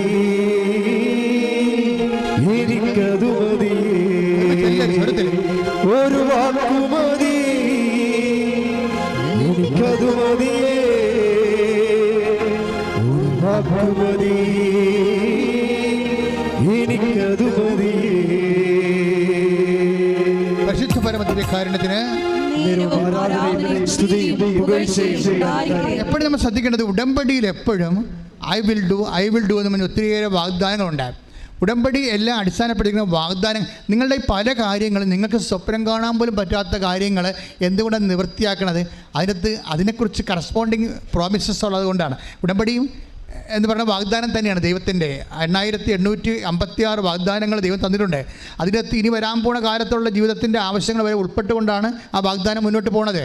അതറിയണമെങ്കിൽ സങ്കീർത്തനം 105:8 വായിച്ച് സ്തുതിക്കട്ടെ. ഹല്ലേലൂയ, ഹല്ലേലൂയ, ഹല്ലേലൂയ, ഹല്ലേലൂയ, ഹല്ലേലൂയ. യേശുവേ നന്ദി, യേശുവേ സ്തുതി. സങ്കീർത്തനം 105:8-9. അവിടുന്ന് തന്റെ ഉടമ്പടി എന്നേക്കും അനുസ്മരിക്കും. ഒന്ന് പറഞ്ഞേ, അവിടുന്ന് തന്റെ ഉടമ്പടി എന്നേക്കും അനുസ്മരിക്കുന്നു. തന്റെ വാഗ്ദാനം തലമുറകൾ വരെ ഓർമ്മിക്കും. അപ്പൊ ഈ ഉടമ്പടി എന്ന് പറയുന്നത് തന്നെ വാഗ്ദാനമാണ്. അതിന്റെ അടുത്ത അടിയിലുള്ള 9 വായിച്ചേ. അബ്രാഹത്തോട് ചെയ്ത ഉടമ്പടി. പറഞ്ഞേ, അബ്രാഹത്തോട് ചെയ്ത ഉടമ്പടി ഇസഹാക്കിന് ശബ്ദപൂർവം നൽകിയ വാഗ്ദാനം തന്നെ. ആ സംഭവം. അപ്പോഴേ ഉടമ്പടി എന്ന് പറഞ്ഞ വാഗ്ദാനം തന്നെയാണ്. ദൈവം ഒരു വാഗ്ദാനം തന്നിട്ടുണ്ടെങ്കിൽ അത് ഉടമ്പടിയുടെ ഭാഗമാണത്. അപ്പോൾ ദൈവം തന്ന വാഗ്ദാനം കേട്ടാൽ നമ്മൾ ഞെട്ടിപ്പോകും. എന്തെല്ലാം പറഞ്ഞിരിക്കുന്നത്? അത് ഐസയാ 42 വയസ്സുമന് 42:16. ശ്രദ്ധിക്കട്ടെ. ഹല്ലേലൂയ, ഹല്ലേലൂയ, ഹല്ലേലൂയ, ഹല്ലേലൂയ, ഹല്ലേലൂയ. യേശുവേ നന്ദി. ഹല്ലേലൂയ, ഹല്ലേലൂയ. യേശയ്യാ 42:16. യേശയ്യാ 42:16. അജ്ഞാതമായ മാർഗത്തിൽ. ഒന്ന് പറഞ്ഞേ, അജ്ഞാതമായ മാർഗത്തിൽ. അപ്പം നിനക്ക് മാർഗ്ഗം കാണണമെന്നൊരു നിർബന്ധമില്ല. നിനക്ക് എങ്ങനെ രക്ഷപ്പെടും, എങ്ങനെ ജീവിക്കും, എങ്ങനെ ഈ വിഷയം തരണം ചെയ്യും, ആരും നമ്മളെ സഹായിക്കും, അങ്ങനെ ചോദിക്കേണ്ട. മനുഷ്യന്മാരെ ആശ്രയിക്കേണ്ടെന്ന് പറഞ്ഞിട്ടുണ്ട്. രക്ഷാൻ കഴിയാത്ത മനുഷ്യ അഭയം തേടരുത്. Take the blood of God. ശ്രദ്ധിക്കട്ടെ. ഹല്ലേലൂയ, ഹല്ലേലൂയ, ഹല്ലേലൂയ, ഹല്ലേലൂയ. യേശുവേ നന്ദി. ഹല്ലേലൂയ, ഹല്ലേലൂയ, ഹല്ലേലൂയ. യേശുവേ സ്തുതി. ഹല്ലേലൂയ, ഹല്ലേലൂയ. ആരാധന, ആരാധന, ആരാധന. യേശുവേ മഹത്വം, മഹത്വം, മഹത്വം, മഹത്വം. ഹല്ലേലൂയ, ഹല്ലേലൂയ, ഹല്ലേലൂയ, ഹല്ലേലൂയ, ഹല്ലേലൂയ. യേശുവേ നന്ദി, നന്ദി, നന്ദി. ഹല്ലേലൂയ, ഹല്ലേലൂയ. 118-ാം സങ്കീർത്തനം 8-ാം തിരുവചനം. സങ്കീർത്തനം 118:8. മനുഷ്യനിൽ ആശ്രയിക്കുന്നതിനേക്കാൾ നല്ലത് കർത്താവിൽ അഭയം തേടുന്നത് നല്ലത്. പ്രഭുക്കന്മാരിൽ ആശ്രയിക്കുന്നതിനേക്കാൾ കർത്താവിൽ അഭയം തേടുന്നത് നല്ലത്. പ്രഭുക്കന്മാരുണ്ടാവും, പാർട്ടിക്കാരുണ്ടാവും, പള്ളിക്കാരുണ്ടാവും, നാട്ടുകാരുണ്ടാവും, ബന്ധുക്കളുണ്ടാവും, സ്വന്തപ്പെട്ടവരുണ്ടാവും, അളിയന്മാരുണ്ടാവും. ഈ അണ്ണന്മാരിൽ ആശ്രയിക്കുന്നതിനേക്കാൾ എന്താ എഴുതിയിരിക്കണത്? പ്രഭുക്കന്മാർ ആശ്രയിക്കുന്നതിനേക്കാൾ. വായിച്ചോളൂ. കർത്താവിൽ ആശ്രയിക്കുന്നതാണ് നല്ലത്. അപ്പോൾ പ്രഭുക്കന്മാർ എന്ന് പറഞ്ഞ് പ്രഭുക്കന്മാരിൽ ആശ്രയിക്കുന്നതിനേക്കാൾ കർത്താവിൽ ആശ്രയിക്കുന്നതാണ് നല്ലത്. അപ്പം നിങ്ങൾ ഈ മനുഷ്യന്മാരിലുള്ള ആശ്രയം കുറച്ച് കൊണ്ടുവരണം. എന്നിട്ട് എന്ത് ചെയ്യണം? ദൈവത്തിൽ ആശ്രയിച്ചുകൊണ്ടിരിക്കണം. പ്രേക്ഷിത വേലയായാലും ശരി, അതുപോലെ തന്നെ ഉപവി പ്രവർത്തനങ്ങളായാലും ശരി, ആതുര സേവനങ്ങളായാലും ശരി, ദൈവത്തിൽ ആശ്രയിക്കുന്നതിൻ്റെ ഒരു ആവിഷ്കാരങ്ങളാണതെല്ലാം. അതപ്പോൾ ദൈവത്തെ നിങ്ങളുടെ ഉടമ്പടി സത്യസന്ധമാണെന്ന് തോന്നും. അങ്ങനെ വന്നാൽ നിങ്ങൾ ചിന്തിക്കാത്തതുകൊണ്ട് വാഗ്ദാനമാണെന്ന് നമ്മൾ കണ്ടില്ലേ. അതായത് സങ്കീർത്തനം 105:8-9 എന്താ പറയണത്? ഉടമ്പടി തന്നെയാണ് വാഗ്ദാനം. വാഗ്ദാനം എന്ന് പറയുന്നത് എന്താണ്? I will lead the blind by a road they do not know. അന്ധന്മാരെ വാഗ്ദാനത്തിലുള്ളതാണ്. അന്ധന്മാരെ ഞാൻ എന്ത് ചെയ്യും? അതായത് I will lead the blind by a road they do not know. അവർക്ക് അജ്ഞാതമായ വഴികളിലൂടെ ഞാൻ അന്ധന്മാരെ നയിക്കും. ഒന്ന് ചിന്തിച്ച് നോക്കിയേ. നിങ്ങളൊന്ന് കണ്ണടച്ചിരുന്നാൽ നോക്കിയാൽ മനസ്സിലാവും. നിങ്ങൾക്ക് കണ്ണടച്ച് നടക്കാൻ പറ്റും നമുക്ക്. അപ്പം അന്ധന്മാരാണെന്ന് വിചാരിച്ചോ? എന്നിട്ട് നമ്മൾക്ക് എങ്ങനെ ജീവിക്കും, ഏത് ജോലി ചെയ്യും, എപ്പോൾ കല്യാണം കഴിക്കാൻ പറ്റും, കുഞ്ഞുങ്ങളുണ്ടാകുമോ, ജോലി കിട്ടുമോ, നമ്മുടെ കടങ്ങൾ എങ്ങനെ പരിഹരിക്കും, ഈ രോഗം എങ്ങനെ സുഖപ്പെടും എന്ന് നമുക്കറിയാൻ പാടില്ലാതിരിക്കുന്ന സമയമാണ് അന്ധത എന്ന് പറയുന്നത്. അതാണ് അന്ധത എന്ന് പറയുന്നത്. അപ്പോൾ അങ്ങനെ നിനക്ക് നിൻ്റെ ജീവിതത്തെക്കുറിച്ചും ജീവിതത്തിൽ എങ്ങനെ രക്ഷപ്പെടുന്നതിനെക്കുറിച്ച് you have no idea. Then you are a blind person. Blind പേഴ്സണിനുള്ള പ്രോമിസ് എന്താണ്? I will lead the blind. എവിടെയാണത്? നിനക്ക് അജ്ഞാതമായ വഴികളിലൂടെ, നീ ഇന്നുവരെ ചിന്തിക്കാത്തത്, ആലോചിക്കാത്തത്, നിന്റെ ബുദ്ധി കൊണ്ട് കണ്ടുപിടിക്കാത്ത പോം വഴികളിലൂടെ കർത്താവ് നിന്നെ കൈപിടിച്ച് നടത്തും. കൈയിടിച്ച് കർത്താവ്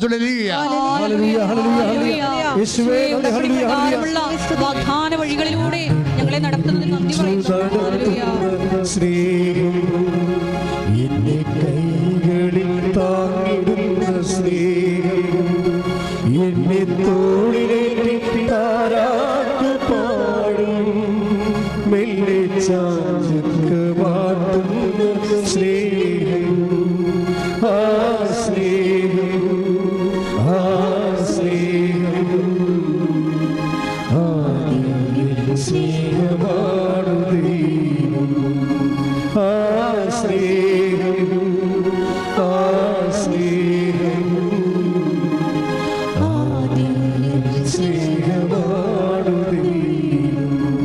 ഉടമ്പടിയിൽ വരുമ്പോൾ നിനക്ക് വേണ്ടത് നീ ഫ്രഷ് ആകാൻ പറയും ഈശോ. നീ ഒരു ഫ്രഷ് ഹാൻഡ് ആകാൻ പറയും. എന്ന് വെച്ച് കഴിഞ്ഞാൽ പല കാലങ്ങളിൽ പല ജീവിതാവസ്ഥകളും കുറേ പ്രാർത്ഥനകളൊക്കെ നീ ചെയ്തിട്ടുണ്ട്. നീ കുറേ ഉപവാസമൊക്കെ ചെയ്തിട്ടുണ്ടാകും പണ്ട് ഓരോരോ കാര്യത്തിന് വേണ്ടി. നീ കുറേ കുരിശിൻ്റെ വഴിയൊക്കെ നടത്തി കാണും, നീ കുറേ നൊവേനൊക്കെ കൂടിക്കാണും, നീ പല കാര്യങ്ങൾ ചെയ്ത് കാണും. അപ്പോഴേ ഇങ്ങനെ ഒത്തിരി കാര്യങ്ങൾ ചെയ്തപ്പോൾ അതിലെന്തോ ആണ് ഉടമ്പടി, ഒരു ഇനിതി ചെയ്തതുകൊണ്ട് എന്താ ഗതി, അത് പഴയതുപോലെ തന്നെ വരുമോ, അങ്ങനെയൊക്കെ ചിന്തിച്ച് മനസ്സിടിയുന്നവരോട് കർത്താവ് പറഞ്ഞത് എന്താ പറഞ്ഞിരിക്കണത്? 43:18 വായിച്ച് ശ്രുതികടെ. ഐസയ 43:18 ശ്രുതികടെ. യേശയ്യ 43:18 കഴിഞ്ഞ കാര്യങ്ങൾ ഏറ്റുപറഞ്ഞ കഴിഞ്ഞ കാര്യങ്ങൾ നിങ്ങൾ ഓർക്കുകയോ പരിഗണിക്കുകയോ വേണ്ട. ഇതാ ഞാൻ പുതിയ ഒരു കാര്യം ചെയ്യുന്നു, അത് മുളയെടുക്കുന്നത് നിങ്ങൾ അറിയുന്നില്ലേ? ഞാൻ വിജനദേശത്ത് ഒരു പാതയും മരുഭൂമിയിൽ നദികളും ഉണ്ടാക്കും. ഈ 43:19 വചനമുണ്ടേ. അതായത് അതെന്താ പറയണത് വെച്ചാൽ, ഞാൻ ഒരു പുതിയ കാര്യം ചെയ്യുന്നു, അത് മുളയെടുക്കുന്നത് നിങ്ങൾ അറിയുന്നില്ലേ? അതായത് ആന്തരികമായ അഭിഷേകം ലഭിച്ചവർക്കുണ്ടാകുന്ന ഒരു ഇൻഡ്യൂറ്റീവ് നോളജ് ഉണ്ടാകും. അതായത് ഇപ്പോൾ എല്ലാവരും പറയും, ഇപ്പോൾ ചിലരൊക്കെ എന്താ പറയണത്, അവർ ഇപ്പോൾ കഴിഞ്ഞ ദിവസം ഒരു സാക്ഷ്യം എന്താ, അവർ 9 കൊല്ലമായ മക്കളില്ല എന്നുണ്ടെങ്കിലും അവർ ഉടമ്പടി എടുത്തപ്പോൾ അവർ ഒരു 2-3 ആഴ്ച കഴിഞ്ഞാൽ പറഞ്ഞ്, ഈ പ്രാവശ്യം എനിക്ക് കർത്താവ് കുഞ്ഞിനെ തരും, ഞാൻ പ്രഗ്നൻ്റ് ആണെന്ന്. പക്ഷെ ആരും ഭർത്താവിനോട് പോലും പറഞ്ഞില്ല. എന്തിനാണ് ഭർത്താവിനോട് പറയാതിരിക്കണമെന്ന് വെച്ച് കഴിഞ്ഞാൽ, അത് സ്ഥിരീകരിച്ച് കഴിഞ്ഞതിന് ശേഷം ഞാൻ ഭർത്താവിനോട് പറയും. ഭർത്താവ് എന്താ സാക്ഷ്യം പറഞ്ഞിരിക്കണത്? കുഞ്ഞിനെയും കൊണ്ടൊന്ന് സാക്ഷ്യം പറയണേ.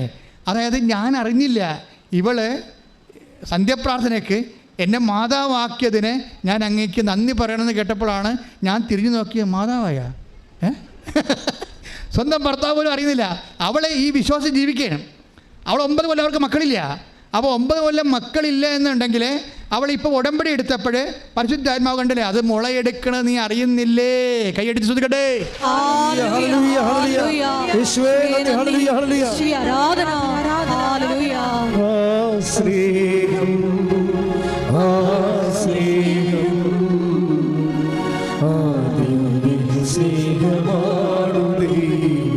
ഒരുമിച്ച് എല്ലാവരും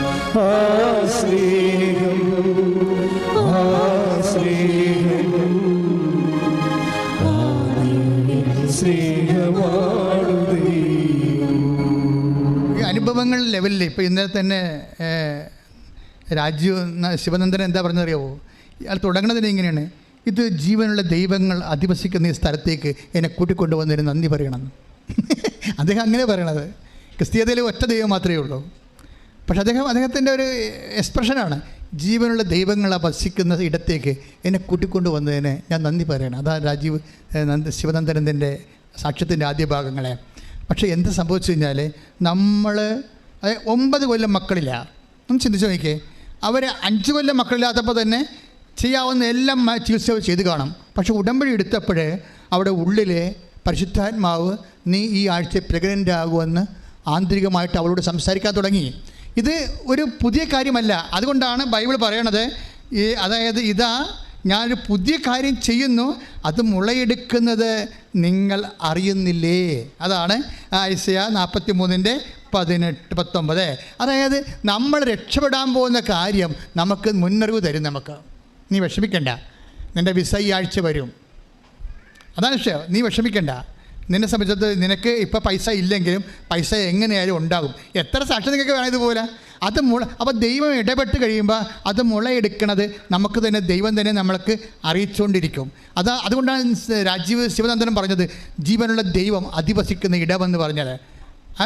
അതായത് എന്തിനാണ് ഞാനിപ്പോൾ എന്നിലൂടെ ദൈവം നിങ്ങളോട് സംസാരിക്കണം ചോദിച്ചു കഴിഞ്ഞാൽ, നിങ്ങൾ മനസ്സ് പതറരുത്, നിങ്ങൾ ഇടയ്ക്ക് ഇട്ട് കളയരുത്. നിങ്ങൾ വർദ്ധിച്ച സ്നേഹത്തോടെ ജീവചൈതന്യത്തോടെ ദൈവത്തെ ഇന്ന് അല്ലെങ്കിൽ നാളെ അല്ലെങ്കിൽ അടുത്ത ആഴ്ച ഈ ദൈവം എന്നെ സ്പർശിക്കും, ഞാൻ ദൈവത്തിൻ്റെ കൈപിടിച്ച് എൻ്റെ ജീവിത അന്ത്യം വരെ നടക്കുന്ന ഒരു കാലം വരും. കൈയടിച്ച് ശ്രദ്ധിക്കട്ടെ.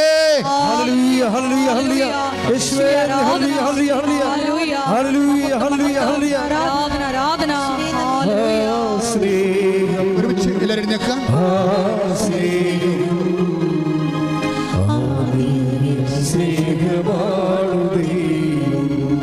ഒരുമിച്ച് പാടും. സ്നേഹം സ്നേഹം സ്നേഹമാണ് ദൈവം. ഒരുമിച്ച് പാടുക. എന്നെ കൈപിടിച്ചു നടത്തുന്ന സ്നേഹം, എന്നെ കൈകളിൽ താങ്ങിടുന്ന സ്നേഹം, എന്നെ തോളിലേറ്റി താരാട്ട് പാടും എന്നെ ചാഞ്ചുമാട്ടുന്ന സ്നേഹം. എന്നെ കൈപിടിച്ചു എന്നെ കൈപിടിച്ചു നടത്തുന്ന സ്നേഹം, എന്നെ കൈകളിൽ താങ്ങിടുന്ന സ്നേഹം, എന്നെ തോളിലേറ്റി താരാട്ട് പാടും മെല്ലെ ചാഞ്ചുമാട്ടുന്ന സ്നേഹം. ആ സ്നേഹം സ്നേഹം സ്നേഹമാണ് ദൈവം. ആ സ്നേഹം സ്നേഹം സ്നേഹമാണ് ദൈവം. കൈകൾ നെഞ്ചത്തിപ്പിച്ചുകൊണ്ട് കണ്ണുകൾ അടച്ചുകൊണ്ട് ദൈവസ്നേഹത്തെ അനുഭവിക്കുന്ന സമയമാണ്. കർത്താവേ, അങ്ങയുടെ മക്കൾ അങ്ങയുടെ വചനങ്ങൾ അവർക്ക് നൽകി. അഥവാ ഈശോ പറയുന്ന പോലെ ഞാൻ പറയാൻ ശ്രമിക്കുന്ന അങ്ങ് എനിക്ക് തന്ന വചനം ഞാൻ അവർക്ക് നൽകി. കർത്താവെ, അവരെ സത്യത്താൽ അങ്ങ് വിശുദ്ധീകരിക്കണമേ. ഈശോയെപ്പോലെ ഞാൻ പ്രാർത്ഥിക്കുന്നു, അങ്ങ് സത്യത്താൽ അങ്ങ് അവരെ സംരക്ഷിക്കണമേ. കർത്താവെ, ഇപ്പോൾ കണ്ണുനീരോടെ പ്രാർത്ഥിക്കുന്ന, ഇപ്പോൾ ഓൺലൈനിൽ പ്രാർത്ഥിക്കുന്നവരുണ്ട്, ഇവിടെ തീർത്ഥാടനത്തിൽ പ്രാർത്ഥിക്കുന്നവരുണ്ട്. കർത്താവ്, ഉടമ്പടി എടുത്തിട്ട് കർത്താവ് ഈ നിമിഷം നീ വരും, അടുത്ത നിമിഷം വരുമെന്ന് നിന്നെ കാത്തുകാത്തിരുന്ന് കണ്ണു നൊന്ത് പ്രാർത്ഥിക്കുന്നവരുണ്ട്. അവരെല്ലാം സമർപ്പിച്ച് പ്രാർത്ഥിക്കുന്നു. കർത്താവെ, നീ വരാതിരിക്കുമ്പോഴേ, നീ വരുന്നില്ലെങ്കിൽ കർത്താവെ, ഇവർ വെണ്ണീറായി പോകുമെന്നുള്ള വലിയ സത്യം കർത്താവെ ഈ അൾത്താറയിൽ അമ്മ മാതാവ് ജീവനോടെ പ്രത്യക്ഷപ്പെട്ട ഈ സ്ഥലത്ത് നിന്നുകൊണ്ട് കർത്താവെ ഞാൻ നിന്നെ അറിയിക്കാൻ ആഗ്രഹിക്കാൻ. കർത്താവെ, നീ വരുന്നില്ലെങ്കിൽ, നീ വൈകിയാൽ കർത്താവെ അങ്ങനെ മക്കൾ കർത്താവെ വെണ്ണീറായി പോകും. കർത്താവെ, നീ ഞങ്ങളുടെ പിതാക്കന്മാർ കാണിച്ച കാരുണ്യം, അങ്ങനെ അവകാശം ഓഹരിമാകുന്ന ഇസ്രായേൽ ജനത്തോട് നീ കാണിച്ച കാരുണ്യം കർത്താവെ, ഈ കാര്യങ്ങൾ നിന്റെ നാം വിളിച്ച് പ്രാർത്ഥിക്കുന്ന ഓരോ മകൻ്റെ മേലും മകളുടെ മേലും കർത്താവെ നീ കൈവെക്കണമെന്ന് പ്രാർത്ഥിക്കുന്നു. നിന്റെ ആണിപ്രദാനം വലതുകരം അത്ഭുതകരം സ്പർശിക്കണം പ്രാർത്ഥിക്കുന്നു. ഒരുമിച്ച് പ്രാർത്ഥിക്കട്ടെ, ഒരുമിച്ച് സ്തുതിക്കട്ടെ. കർത്താവ്, നിന്റെ വലിയ ശക്തി കർത്താവ് മക്കളെ കൊടുക്കണേ പ്രാർത്ഥിക്കുന്നു. കർത്താവ്, അടിപ്പിണർ പോലെ കർത്താവ്, വൈദ്യ ആക്കാലം പോലെ കർത്താവ്, ദൈവിക ശക്തി കർത്താവ് ആകാശം പിളർന്നിറങ്ങണമെന്ന് പ്രാർത്ഥിക്കുന്നു. കർത്താവ്, ഈശോ അങ്ങയുടെ ചൈതന്യം കർത്താവ്, അങ്ങയുടെ ശക്തി കർത്താവ്, അങ്ങയുടെ തിരുമുറവാറുന്ന വലതുകരം ഓരോ മകൻ്റെ മേലും ഓരോ മകളുടെ മേലും കർത്താവ് വെക്കണം പ്രാർത്ഥിക്കുന്ന. കർത്താവ്, ഉച്ച മുതൽ ഉള്ളംകാല് വരെ അടിപ്പിണർ പോലെ, ഉച്ച മുതൽ ഉള്ളംകാല് വരെ അടിപ്പിണർ പോലെ, വൈദ്യുത ആക്കാലം പോലെ ദൈവികമായ ശക്തി ഇറങ്ങി വസിക്കട്ടെ. കർത്താവ്, രോഗത്തിൻ്റെ സൗഖ്യ പിണരുകൾ കർത്താവ് ഇപ്പോഴും മക്കൾ അനുഭവിക്കട്ടെ പ്രാർത്ഥിക്കുന്ന. പേശികളുടെ വേദന ഉള്ളവരെ പ്രാർത്ഥിച്ചുകൊണ്ട് കർത്താവ് അവരെ സമർപ്പിച്ചുകൊണ്ട് പ്രാർത്ഥിക്കണം. ഈശോയെ, സർവാംഗം കർത്താവ്, വിസർപ്പ രോഗമുള്ളവർ കർത്താവ്, സോറിയാസിൻ്റെ രോഗമുള്ളവർ കർത്താവ് കണ്ണീരോടെ പ്രാർത്ഥിക്കുന്നു. കർത്താവേ, ഞങ്ങൾക്ക് വേണ്ടി കുഴിച്ചപ്പെട്ടവനെ, ഞങ്ങൾക്ക് വേണ്ടി തിരുവാവിൽ മുറിവേറ്റവനെ, ഞങ്ങൾക്ക് വേണ്ടി മുഴുക്കനും ചൂടിയവനെ, നിന്റെ തിമിർമാർന്ന വലതുകരം ഓരോ മകൻ്റെ വേണ്ടി വെക്കണേ പ്രാർത്ഥിക്കുന്നു. കർത്താവ്, നിന്റെ മുടി ഇഴകൾ പോലും ഓരോന്നും കർത്താവ് ഒന്നൊഴിയാതെ എണ്ണിയിരിക്കുന്നു പറഞ്ഞ കർത്താവ്, ഞങ്ങളെ സ്വന്തം പുത്തനെ നൽകി സ്നേഹിക്കാൻ പോകുന്ന ഞങ്ങളെ പുത്തനോടൊപ്പം കർത്താവ് ഞങ്ങൾക്ക് വേണ്ടി സമസ്തം നൽകുന്ന നല്ല ദൈവമേ, നിന്റെ സ്നേഹത്തിൻ്റെ കിരണങ്ങൾ പിണറുകൾ കർത്താവ്, രോഗത്തിൻ്റെ സൗഖ്യത്തിൻ്റെ പിണർ കർത്താവ്, ഉച്ചമുതൽ ഉള്ളംകാലം വരെ ഓരോ ആന്തരിക അവയവങ്ങൾ, പിസ്തുല രോഗികൾ, PCOD രോഗികൾ, RSS രോഗികൾ, ശ്വാസകോശ രോഗികൾ കർത്താവ്, കരൾ രോഗികൾ കർത്താവ്, തൈറോയ്ഡ് രോഗികൾ കർത്താവ്, സ്പോണ്ടിലോസിസ് രോഗികൾ, പിൻകടത്തിൽ വേദനയുള്ളവർ, അസ്ഥി രോഗികൾ, നടുവിൽ ചെരിഞ്ഞവർ കർത്താവ്, മുതുകിന് മുഴയുള്ളവർ, സർവാംഗം മുഴയുള്ളവർ കർത്താവ്, വാത രോഗികൾ, യേശു ക്രിസ്തുവിൻ്റെ ഉന്നതമായ രക്തം മഴ പോലെ പെയ്യട്ടെ. യേശു ക്രിസ്തു ഉന്നതമായ രക്തം മഴ പോലെ പെയ്യട്ടെ. യേശു ക്രിസ്തു ഉന്നതമായ രക്തം മഴ പോലെ പെയ്യട്ടെ. യേശു ക്രിസ്തു ഉന്നതമായ നാമത്തിലെ മാരക രോഗങ്ങൾ യേശു നാമത്തിൽ സൗഖ്യം പ്രാപിക്കട്ടെ. സ്തുതിക്കട്ടെ.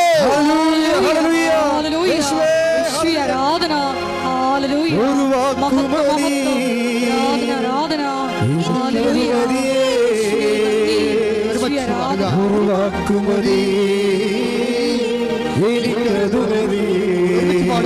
ഒരു വാക്ക് പറയും.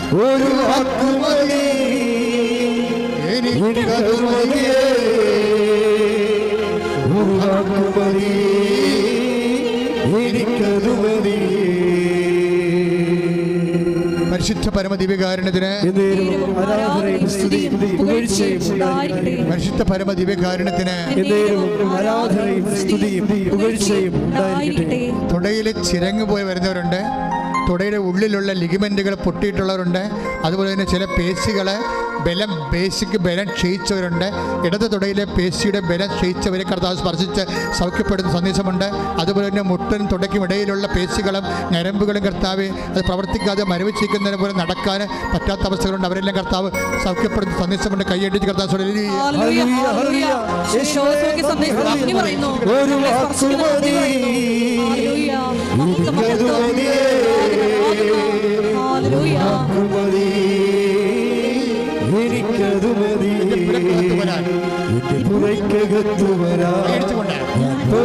പോരാത്തവരാണേ എന്റെ കൂടെയിരിക്കാനും ഞാൻ പോരാത്തവരാണേ എന്റെ കുറയ്ക്കകത്തുവരാ ഞാൻ പോരാത്തവരാണേ എന്റെ കൂടെയിരിക്കാനും ഞാൻ പോരാത്തവരാണേ ഒരു വാക്കുമതി എനിക്കത് മതിയേ ഒരു വാക്കുമതി എനിക്കത് മതിയേ ഒരു വാക്കുമതി എനിക്കത് മതിയേ ഒരു വാക്കുമതി എനിക്കത് മതിയേ ഒരു വാക്കുമതി എനിക്കത് മതിയേ ഒരു വാക്കുമതി എനിക്കത് മതിയേ.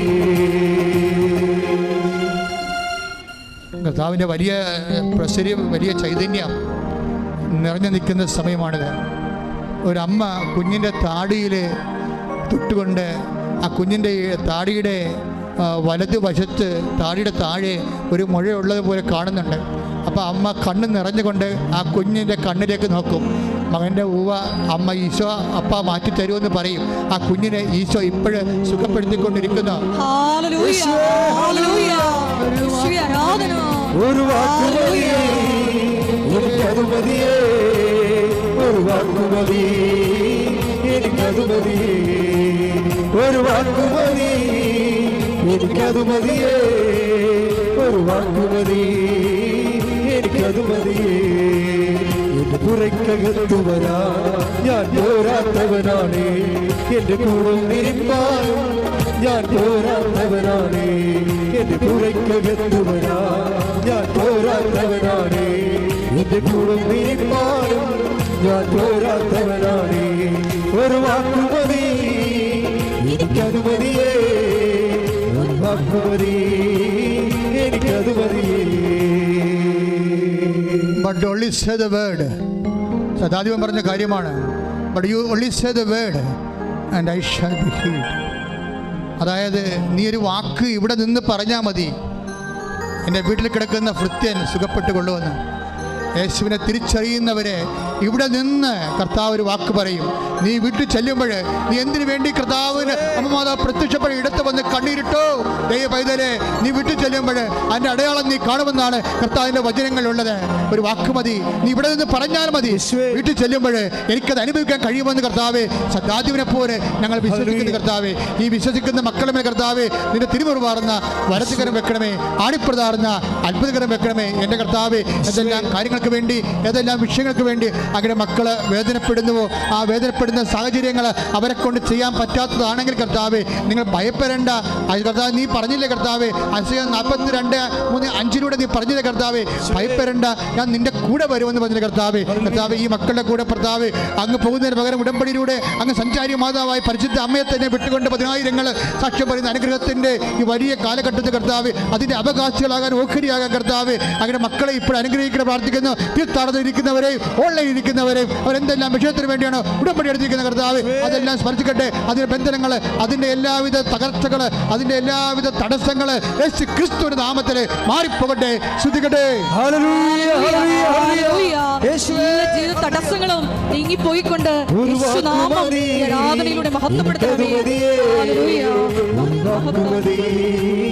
എനിക്കത് മതിയേ ഒരു വാക്കുമതി എനിക്കത് മതിയേ ഒരു വാക്കുമതി എനിക്കത് മതിയേ. കണ്ണുകളടച്ച് കൈകൾ നെഞ്ചത്ത് വെച്ചുകൊണ്ട് വളരെ ദൈവികമായ ഒരു നിമിഷങ്ങളിൽ നമ്മൾ എത്തിച്ചേർന്നിരിക്കുകയാണ്. നിങ്ങളുടെ ജീവിതത്തിൻ്റെ ഓരോ വിഷയങ്ങളെയാണ് അൾത്താരയിൽ അവർക്ക് വീഞ്ഞില്ല എന്ന് പറഞ്ഞുകൊണ്ട് നമ്മുടെ എല്ലാ ഇല്ലായ്മകളും പരിശുദ്ധ അമ്മയുടെ കപ്പാസിറ്റിയിലും കഴിവിലും യോഗ്യതയിലും ആരാധന തിരുസന്നിധി ജീവനോടെ പ്രത്യക്ഷപ്പെട്ട പരിശുദ്ധ അമ്മയുടെ മാധ്യസ്ഥത്തിലെ നിൻ്റെ ഉടമ്പടി സങ്കടങ്ങളെ വെച്ചുകൊണ്ടിരിക്കുന്ന സമർപ്പിക്കുന്ന വലിയ സമയമാണ്. നീ ശാന്തമായി പ്രാർത്ഥിക്കുക ദൈവപൈതലേ. നിൻ്റെ കടിയിലൂടെ നീ സ്വന്തമായിട്ട് പ്രാർത്ഥിക്കുക ദൈവപൈതലേ. നീ സ്വരത്തി പറഞ്ഞ് പ്രാർത്ഥിക്കുക ദൈവപൈതലേ. നിൻ്റെ ഓരോ ആവശ്യങ്ങളും ഉടമ്പടി വിഷയങ്ങൾ നീ പറഞ്ഞ് പ്രാർത്ഥിക്കുക ദൈവപൈതലേ. നിനക്ക് പ്രാർത്ഥിക്കാൻ പറ്റണില്ലെങ്കിൽ നീ സ്വന്തമായി സ്തുതിക്കുകയോ നിന്നെ സ്വന്തമായിട്ട് കരയുകയോ ചെയ്തുകൊണ്ട് കർത്താവിൻ്റെ ദൃശ്യത്തിൽ നിന്റെ കണ്ണുനീര് വീഴട്ടെ. കർത്താവെ, അങ്ങനെ മക്കളുടെ അങ്ങനെ വിശുദ്ധ പൗരോഹിത്യത്തെ ഇപ്പോൾ മഹത്വപ്പെടുത്തണമേ എന്ന് പ്രാർത്ഥിക്കുന്നു. കർത്താവെ, അങ്ങനെ മക്കൾ ഇപ്പോൾ ഓൺലൈനായിട്ടും ഇപ്പോൾ ഇവിടെ തീർത്ഥാടനത്തിലും അനേകം മക്കൾ ഓരോരോ കാര്യങ്ങൾക്ക് വേണ്ടി പ്രാർത്ഥിക്കുന്നിടത്ത് അവർക്കിനി ഒരു അടി മുന്നോട്ട് വെക്കാൻ ഇല്ലെന്ന് ഈ ലോകത്ത് അറിയാവുന്ന അങ്ങ് മാത്രമാണ് കർത്താവെ. ഈശോ, അവരുടെ പഴയകാല ജീവിതമോ എന്ത് തന്നെയായാലും അത് കാര്യമാക്കണ്ട എന്ന് നീ പറഞ്ഞു കർത്താവെ. കർത്താവ് ഐസയ 43:18 നീ പറഞ്ഞു, പഴയ കാര്യങ്ങൾ നീ കാര്യമാക്കണ്ട, ഇതൊരു പുതിയ കാര്യം ചെയ്യണമെന്ന് പറഞ്ഞത് കർത്താവെ.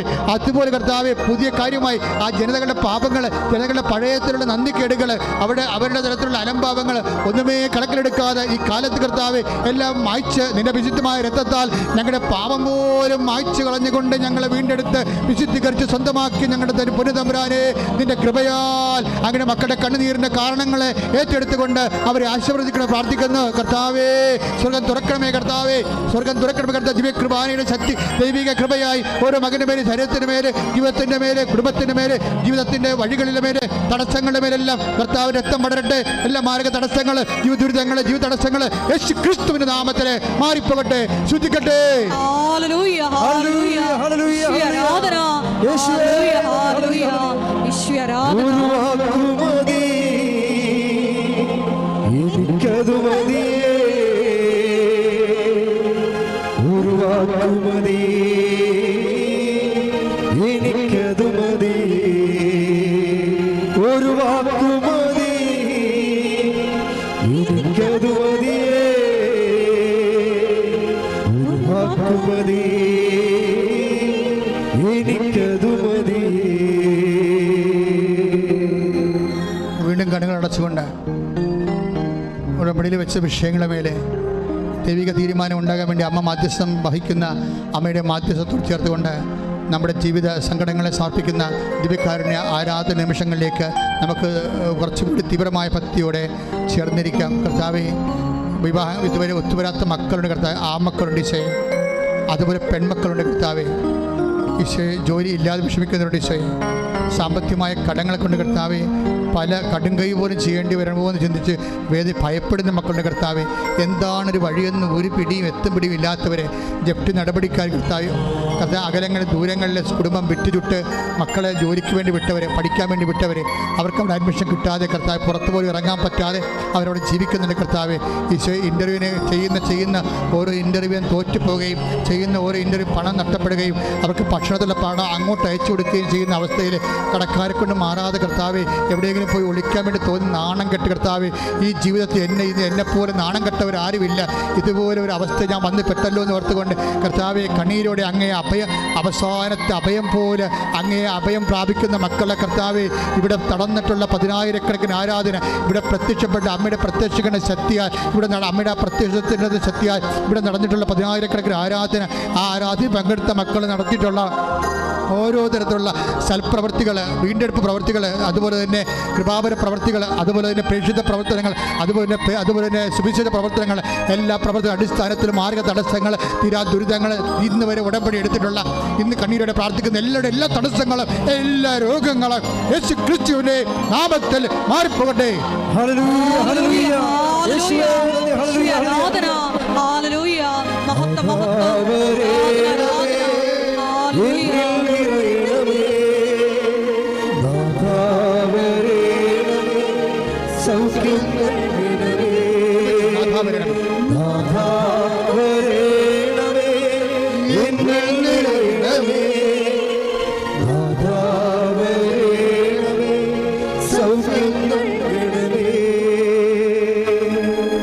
മുട്ടനിക്കുക, കൈകൾ ഊപ്പി പ്രാർത്ഥിക്കേണ്ട സമയമാണ്. കൈകൾ കൂപ്പി കർത്താവിനെ തന്നെ നോക്കിക്കൊണ്ട് പ്രാർത്ഥിക്കേണ്ട സമയമാണ്. എന്താണ് പ്രാർത്ഥിക്കേണ്ടതെന്നറിയാമോ? ഈ ആഴ്ചയിൽ, ഈ മാസത്തിൽ നിർണായകമായ തീയതികളുള്ളവരുണ്ടാകും. ചിലപ്പോൾ പരീക്ഷാ തീയതി ആകും, ചിലപ്പോൾ വിസ ഇൻ്റർവ്യൂ ആകാം, ചിലപ്പോൾ വസ്തു ലേലമാകാം, ചിലപ്പോൾ വീട് വാങ്ങാൻ വന്നവരെ അഡ്വാൻസ് തന്നിട്ട് പിന്നെ അവർ വിളിച്ചെടുക്കാത്തവരാകാം, അവർ തരുമോ വീടെടുക്കുമോ ഇല്ലേ എന്നറിയാൻ പാടാതെ വിഷമിക്കുന്നവരാകാം. ഇങ്ങനെ ഈ ഡേറ്റുകളെല്ലാം നിങ്ങൾ ഓർക്കണം. ഇപ്പം മാതാവിനെ നിങ്ങൾ സമയത്ത് ഏൽപ്പിക്കണം. ബൈബിൾ എഴുതിയിട്ടുള്ളത് സമയവും സമയത്തിൻ്റെ പകുതിയും കർത്താവ് അവൾക്ക് അധീനമാക്കിയിട്ടുണ്ടെന്ന്. അതുപോലെ നിൻ്റെ സമയങ്ങൾ ദൈവത്തിനെ ഏൽപ്പിക്കുക. സമഘടികാരം നെഞ്ചിൽ ചാർത്തി പ്രത്യക്ഷപ്പെട്ട പരിശുദ്ധ അമ്മയുടെ മുമ്പിലാണ് നീ ഈ മാധ്യസ്ഥ പ്രാർത്ഥന വെക്കണമെന്ന് ഓർക്കണം ദൈവവേദരെ. അപ്പം നിന്നെക്കുറിച്ചുള്ള ബാധ്യതകൾ ചിലപ്പോൾ ഒരു ഓപ്പറേഷൻ നിശ്ചയിച്ച് കാണും, ചിലപ്പോൾ നിനക്കാകണമെന്നില്ല, നിൻ്റെ അമ്മമാർക്കാകാം, അപ്പന്മാർക്കാകാം, ചിലപ്പോൾ രോഗികളാകാം, അങ്ങനെ ചിലപ്പോൾ ഒരു ബയോപ്സി പറഞ്ഞു കാണും, ചിലപ്പോൾ ഒരു എക്സ്റേയോ സ്കാനിങ്ങോ പറഞ്ഞു കാണും. ആ ഡേറ്റുകളെ നീ ഓർക്കുക. ചിലപ്പോൾ ലേലത്തിൻ്റെ തുക ഓർക്കുക, ചിലപ്പോൾ പരീക്ഷ ഓർക്കുക, ചിലപ്പോൾ റിസൾട്ട് വരുന്ന ദിവസമാകാം. അത് ആ ദിവസം നീ നോക്കി പാർത്തിരിക്കണത്. ആ ദൈവം ആ സമയത്ത് ഏറ്റെടുക്കട്ടെ. ദൈവം ആ സമയത്തെയും ആ സംരംഭത്തെയും പൂർണ്ണമായി പരിശുദ്ധമ്മ നിനക്ക് വേണ്ടി നിൻ്റെ അവിടെ ദൈവത്തിൻ്റെ നാമത്തിൻ്റെ മഹത്വത്തിന് വേണ്ടി നിൻ്റെ കണ്ണുനീരിൻ്റെ കാരണങ്ങൾ ഏറ്റെടുക്കുന്ന സമയമാണ്. കണ്ണീരുടെ പ്രാർത്ഥിക്കട്ടെ, സ്വരത്തിൽ പ്രാർത്ഥിക്കട്ടെ, ശക്തമായി പ്രാർത്ഥിക്കട്ടെ, ദൈവത്തിൻ്റെ കൃപ കിട്ടോളം പ്രാർത്ഥിക്കട്ടെ. കർത്താവ് ദാസൻ കർത്താവ് 143 സങ്കീർത്തനം 2-ാമത്തെ വാക്യത്തിൽ പറഞ്ഞിട്ടുണ്ട്, കർത്താവേ അങ്ങയുടെ ഒരു ദാസൻ അങ്ങയുടെ ഒരു യജമാനൻ്റെ കൈകളിലേക്ക് എന്നതുപോലെ, ഒരു ദാസിയെ അവിടെ സോമനിയുടെ കൈകളിലേക്ക് എന്നതുപോലെ ദൈവമായ കർത്താവേ ഞാൻ ഇവ വെട്ടാതെ നിന്നെ തന്നെ നോക്കിക്കൊണ്ടിരിക്കുന്നു കർത്താവേ. സങ്കീർത്തനം 34:10 പറഞ്ഞിരിക്കുന്നു, നിന്നെ നോക്കുന്ന ഒരു കർത്താവ് പ്രകാശിതരാകുന്ന കർത്താവേ. ഇരുട്ടുമൂടി കിടക്കുന്ന സാമ്പത്തിക ഇരുട്ടുകൾ, രോഗത്തിൻ്റെ ഇരുട്ടുകൾ, ജീവിതത്തിൻ്റെ സമാധാനം നഷ്ടപ്പെട്ടുകൾ, ഡൈവേഴ്സുകൾ, വിവാഹമോചനങ്ങൾ, കള്ളക്കേസുകൾ, പോസ്കോ കേസുകൾ, ജയിലിൽ കിടക്കുന്നവർ, ഇങ്ങനെയുള്ള എല്ലാ ഇരുട്ടുമാതികളും യേശു ക്രിസ്തുവിൻ്റെ നാമത്തിൽ ഇരുട്ടുകൾ മാറട്ടെ. യേശു ക്രിസ്തു നാമത്തെ ജീവിതം പ്രകാശിക്കപ്പെട്ടെ. യേശു ക്രിസ്തു നാമത്തിൽ ജീവിതം പ്രകാശിക്കട്ടെ. ശ്രുതികട്ടെ.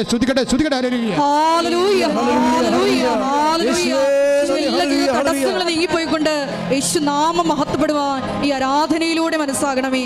ഹല്ലേലൂയ.